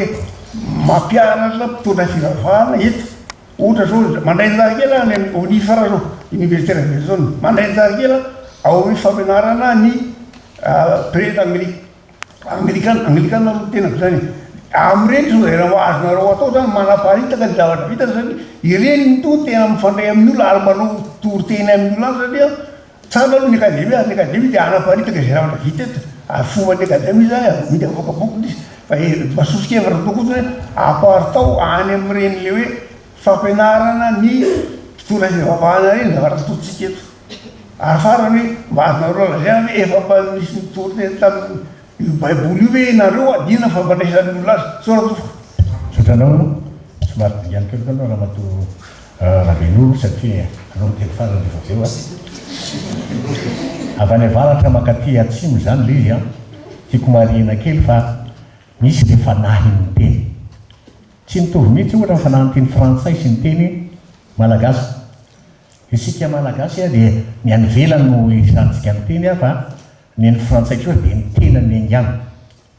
avy any avara akay any avaratra any atsimo fa ny frantsay à gauche à droite hitanao misy an'izay zany ny antsika malagasy dia ny antanatohatra ambony aorina fa ny azy dia teny jeu ihany ny voalohany ihany izy ny teny hoe toi et moi ajainy zany ianao fa ny antsika hoe zaso ianao ajaiko ianao zay tenenao afarany antsika no ajainy izy no miteny hoe vorona amina koa akoho mamborona ny teny izy amin'ny teny hoe ireny amandray ray amandreny ny fiteny tomboko lahy sy tomboko vavy zany no izy fa tsy tomboko vavy sy tomboko lahy tsetatseta tsy ary teny ny zavatra manaraka any teo dia hoe teo mpianatra teny allemand sy anglisy ny tena nandray anjara teo fa tsy nahita frantsay sy teny diafa fa zay tao amin'ny sapampianam-pahalalana teny malagasy dia nianatra ny antsoina hoe fiteny paritra tena nandritra ny fotoana maro mihitsy ny anaranay daholo ireo fiteny ireo tsy anarana tsony zany aty amin'ny ambaratonga faharoa fa mijanona eny amin'ny université tokony averina izay mivoatra ny teny ary mampimiany fa zareo missionnaire nandika voalohany teo dia genesis na fanombohana zay no nataony tavoalohany genesis na fiandohana ny azy fanombohana hitanao fa tsy mifanaraka fa so ihany fa nanampy izy ary tany voalohany tany azy ny teny voalohany amin'ny baiboly dia hoe tsy mbola miteny hoe fanahy fa amboro ka mba aheritsena amin'ny anaran'ny raisiny zanaka ny amboro masina angamba atoatin'ny hafafa ihany zany fa mivoatra ny teny iaraka tena zay atiako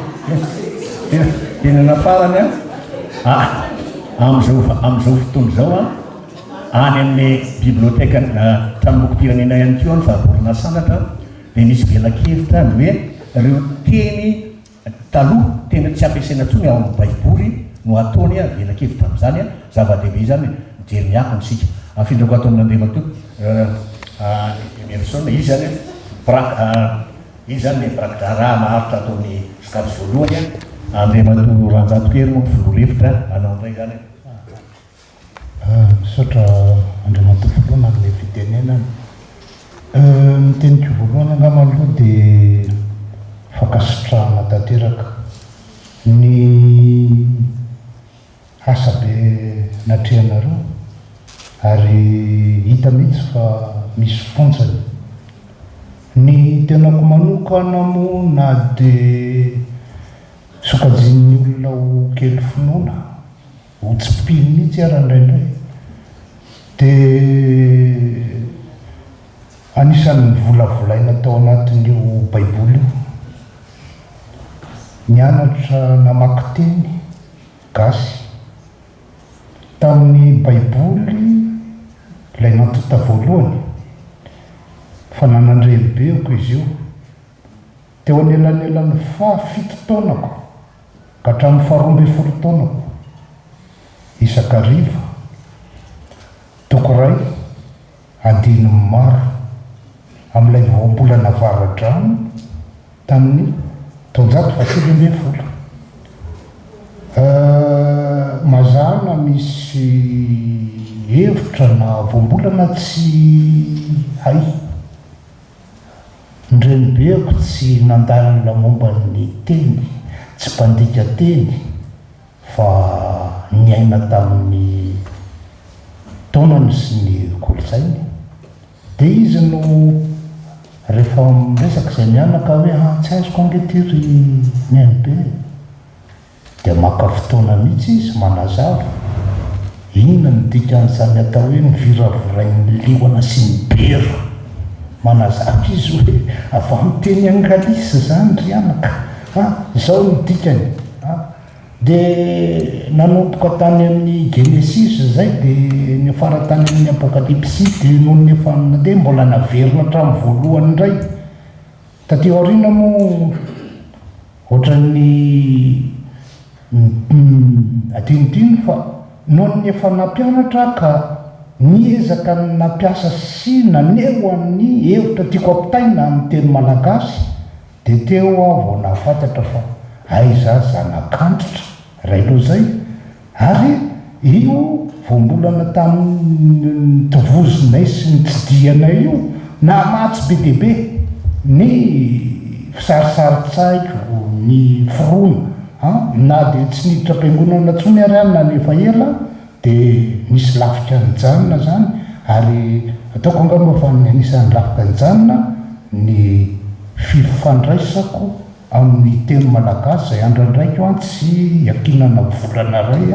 fa ezahako mandava-taona isan'andro isaky ny hetsika. Izay ny anankiray zany.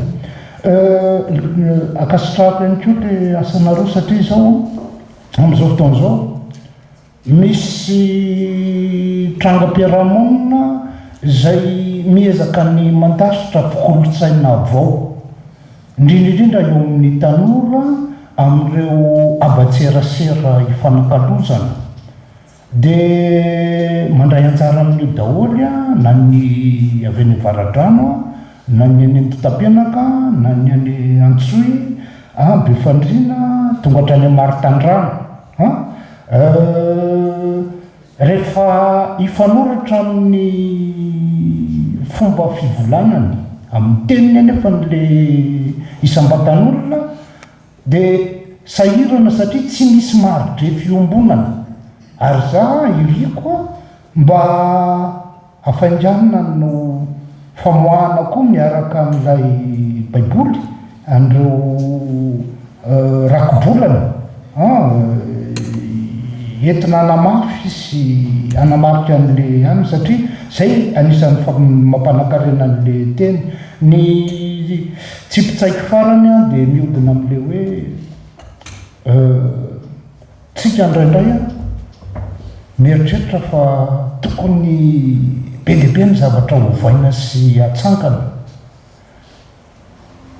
Tsy maintsy miankina amin'ny fotoana ary miaritra ny fotoana mandalo, zany hoe maka fotoana ny fananganana kolotsaina sy fananganam-piarahamonina.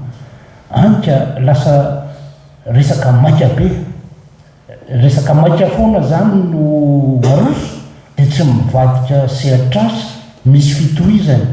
Ka ataoko angambany fa io etsika ataonareo io anisan'ny fototra mety iorenan'izay fitsakoana miadana sy maharitra ananganana an'ilay kolotsaina malagasy a miaina ary afa miatrika ny etosian'io sy ny tsindron'ny fanatotoloana zay ngambony teny hitranao dia omenanao raha matofoloha ny tsy mbola marana kory ianao fa tsy batera kory ianao ka tapenandava zany batera zany zany avy amin'ny hoe tabatera lefa sina le taraky tam'zany ka ianao zany a tsy mbola mamarana kory ianao fa mba anana amin'ny ambaranao anao hitako manoratra be dehibe foana eto dia mba teneny aloha raha matofoloha fa mihainao zay sotra tompoko mea satria asako moa zany ny teny miatsy moa misy mpianatra taloha miatsy misy mpianatra taloha tamin'ny fandraisam-pitenenana nataoko tamin'ny 24 oktobra tamin'ny tondasa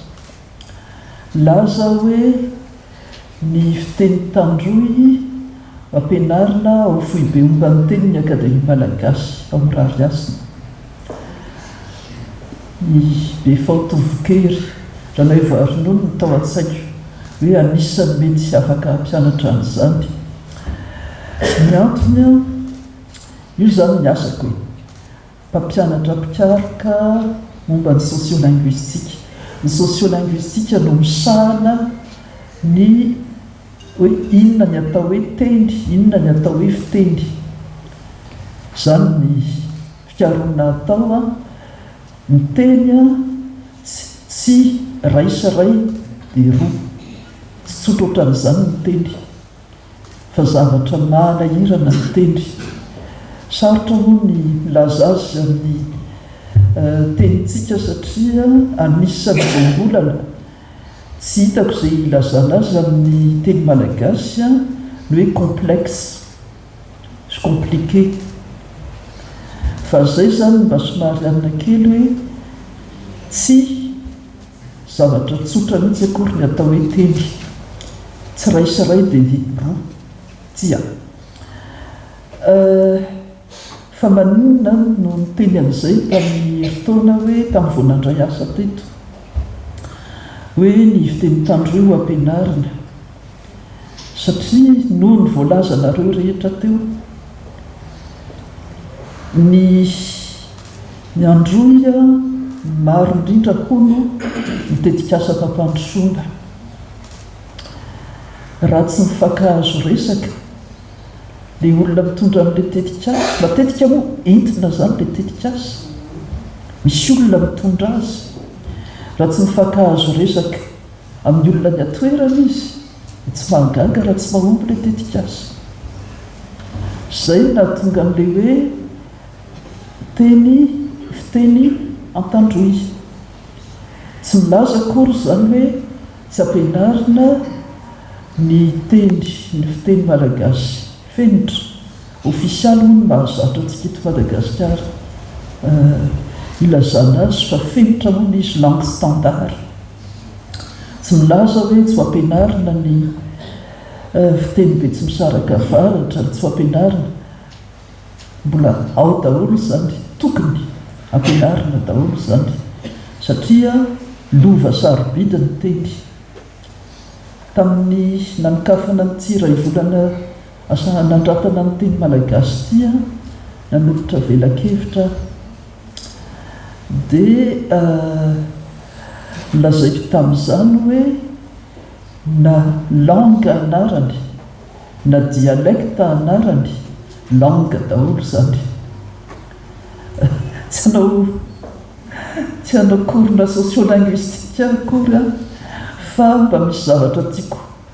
azava hoe mba misy siansa ihany ao ambadika ny teny a mandinika ao ambany teny na dia samy manana ny heviny aza ny tsirairay nanontany raha matora be anta hoe ahoana moa zany ny ampahafantarana ny zavatra voalaza teto amin'ity fotoana manokany ity dinihinay zany tamin'ny zoma na dia andro tsy fiasana aza tamin'ny zoma na dia efa enim-bolana aza zao tsy mandray karana tato anatin'ny 5 taona inombolana voalohany taona tsy mandray karama foana ny mpandraraha eto amin'ny akademia malagasy dia antenaina fa mba tsy ho ela amin'izay fandraisan'ny karama. Hitanareo nitsy amin'ny itsy ivelany itsy mampalahelo kely fa dia tsy misy vola hanamboarana azy, ka izany akory tsy milaza hoe satria tsy misy ny vola, satria tsy mandray karama mpandrarahana tsy mandray karama aza mbola miasa izy tamin'ny zoma andro tsy fesana. Dia araka nilazain'Andriamatoa professeur Johnson izay fantatrareo ngamba satria izy moa zany no nijombiaziko fa izy ny recteur any Université de Madagascar naharitra ela indrindra ary nahita zavatra be dia be fa araka nilazainy hoe adidin'ny akademia mampahafantatra ny resaka atao eto.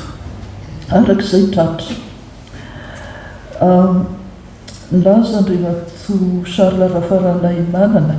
mialatsiny tompoko fa tamin'ny tazako ianao todo zao le fahitako olona tena fantatro tsara mihitsy fa mialatsiny fa mandeha ianao ny fotoana hoe mety ahoana ny ampiasana an'izao dikateny izao tamin'ny 2 jona no nanokafana ny ray volana nanratana ny teny malagasy. Ny votoatin-dresako dia ny hoe mba tokony anaraka ny zavatra tapaka eo amin'ny sehatra iraisam-pireneny Madagasikara fa tsy olon'olona lalandava eto na dia sambatra azy tsika tao amin'ity nosy tsika tsisy ny fahavalo edina fa tsika samitsika ny mety no tsy hay. Fa nilazaiko tamin'izay hoe tamin'ny volana febroary za iray Rabenoro fa tsy amin'ny mahafilohan'ny akademia akory nasain'ny UNESCO hoe handray anjara tamin'ny adihevitra avolenta, adihevitra politika avolenta momba ny fanabeazana maro teny fototra amin'ny tenindreny, éducation multilingue fondée sur la langue maternelle. Les langues maternelles raha ny frantsa ianao dia le teny frantsay fenitra no ataony hoe langue maternelle, kanefa na izany aza ny teny breton, ny teny alsacien izay tsy teny frantsay mihitsy hafa ny teny tsy mihety hoe teny malagasy fa ny teny breton sy ny teny alsacien tsy isy fandraisany mihitsy amin'ny teny frantsay fa teny hafa tanteraka. Teny allemand ny alsacien, ny breton moa araka nilazaiko amin'ny mpianatra foana satria ny mpampianatra teny anglisy hoe misy ny atao hoe Bretagne any Frantsa dia miampita ranomasina kely ianao dia tonga eo Grande Bretagne any amin'ny Britannique ny teny anglisy. Ka io lasa hoe tokony iombona ny firenena mikambana, firenena nanao soni amin'ny mahampikambana azy ao amin'ny firenena mikambana ny Nations Unies. Dia io fanabeazana maro teny, éducation multilingue fototra amin'ny tenindreny zao asa be vitanareo zao dia antenaina fa anampy amin'ny fanorenana n'izany éducation multilingue fondée sur la langue maternelle izany. Fanajana olona ny fanajana ny teniny araka nilazaiko teo langue dialecte ary ny dialecte langue tsy haiko ny milaza azy amin'ny teny malagasy, ny famaritana azy amin'ny teny malagasy tsy haiko ny milaza azy, raha teny anglisy sy teny frantsay dia haiko ny milaza azy. Fa ny tena tenindreny zany tena le teny eninao taminao mbola tao ankibo ny reninao, raha toka apetraka tokoa izay hoe ny tenindreny izay no entina mampianatra aloha avy eo miditra tsikelikely ny teny frantsay, ny teny anglisy, ny teny vahiny samihafa dia mino ary efa voapirofo zany iran'izao tontolo izao fa tsika moa miova hevitra isaky ny tapakandro fa mino fa ahomby lavitra ny fanampianarana eto amintsika sady zony tsirairay no mampiasa ny fiteniny na fiteny sosialy io dialecte sosial fa ny tany an-dalam-tany soratra antsika moa mbola tsy misy ny fiteny sosialy na fiteny paritra io dia mendriky no hajaina daholo satria izay ny fanajana an'ilay olona tompon'ilay teny kanefa ny tsirairay koa mila teny mialatsina teny matanjaka angano ilazana azy teny fenitra teny matanjaka raha tsara indrindra dia le tena le tenindreny le fiteny tambahoaka le fiteny tandroy iny no teny ento mampianatra satria raha mety ny fampianarana azy tia indray mbola antsoava atao amin'ny mpampianatra teny malagasy raha mety ny zavatra fomba fampianarana azy ny votoaty fampianarana fomba fampianarana dia velakevitra nataoko taloha tambola tanora tamin'ny vao nanomboka nampianatra teny Ankatso hoe bien apprendre le malgache pour bien apprendre les langues étrangères raha tsy voafehanao ny tenindreninao tsy ahay teny vahiny tsara ianao ny voamarika zao ary zao foana zavatra mitranga izy telo miravavy nanolotra velakevitra mpampianatra teny malagasy mpampianatra teny anglisy mpampianatra teny allemand nakaizany mpampianatra teny frantsay dia hatramin'izao ve dia mbola tsy mahay mirahina hoe zay ahaizany mpianatra mba atao fa tsy hoe zany indray français ihany moa raha teo le atao hoe français zany ankehitriny lasa rehefa manao heureux ianao dia verina fa mahay teny frantsay zany dia atao hoe mahay teny frantsay tsy misy maharatsy mihitsy ny fahaizana teny frantsay tsy misy maharatsy mihitsy ny fahaizana teny tsy fantatro zavosoro ilaina daholo zany ka zay fotsiny angambany mba teny atsipika ho amin'ny mpampianatra teny malagasy hoe tsara dinihina indray mandeha inona le votoaty fampianarana inona ny tanjona tratrarina amin'ilay fampianarana tokony ampifandraisina amin'ny fampianarana teny frantsay raha fa kapitso azy zao misokatra rapitso ny fivorimbeny fikambanan'ny mpampianatra teny anglisy eto Madagasikara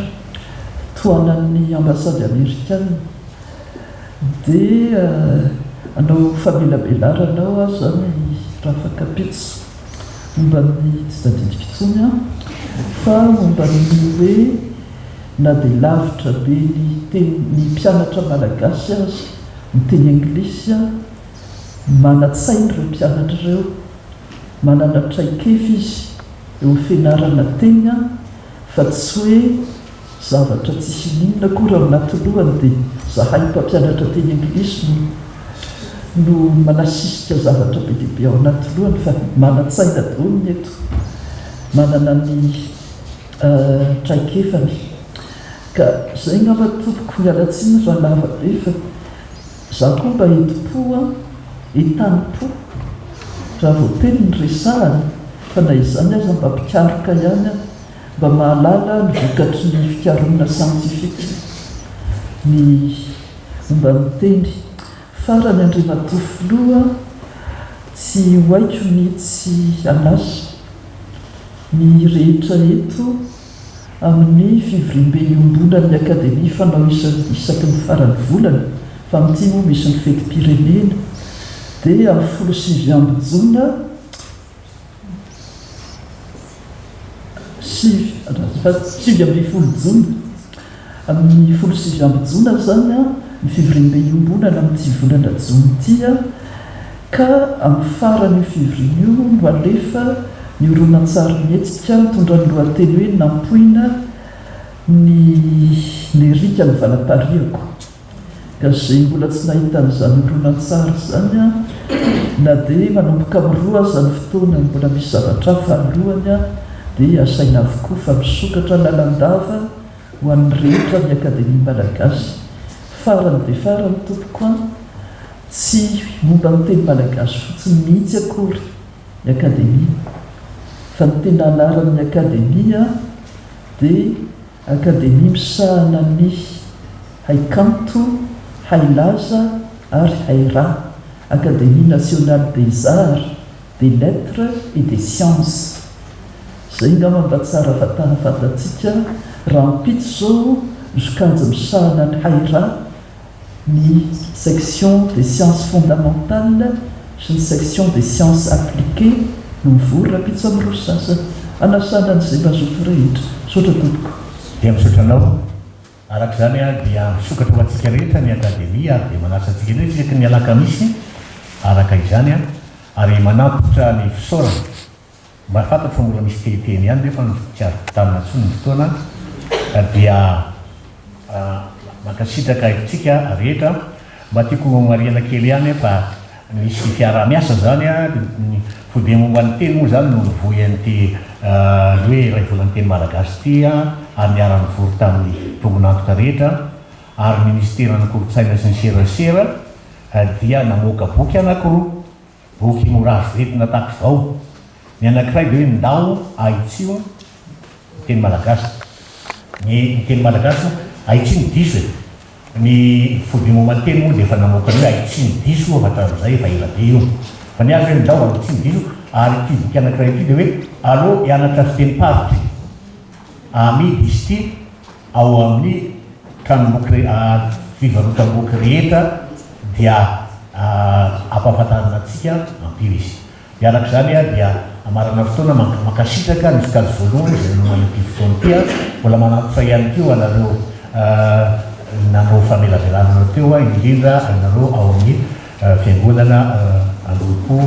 varafarantenana ary dia amarana azy aminao ramatovo loha ambara fa faran'ity fotoana ity tompoko sotra tompoko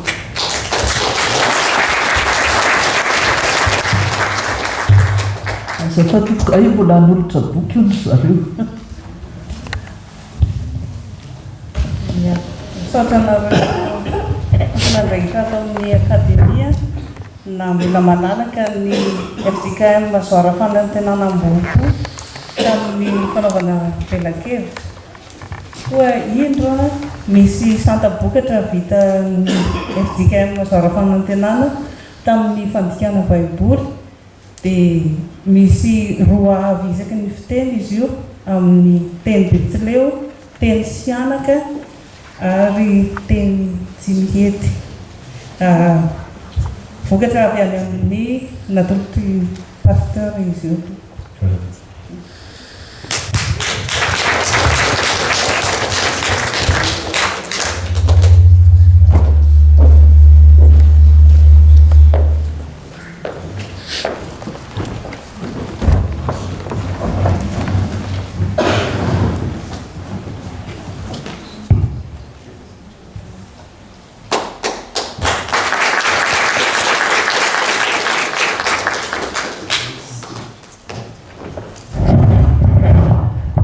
sitraka ndrindra tompoko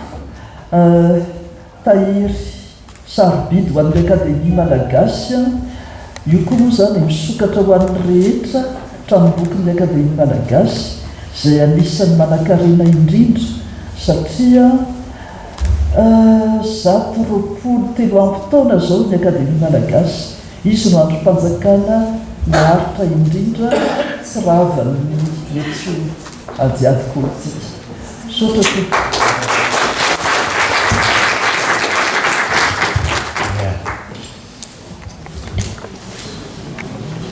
artotanantsika izany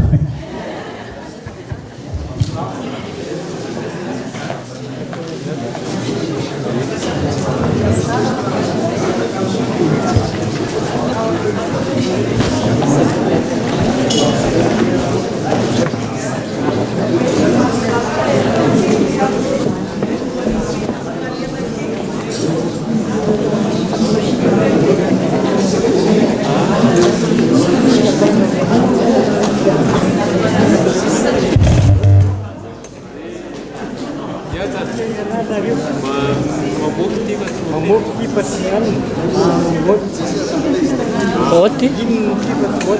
ay mampiditra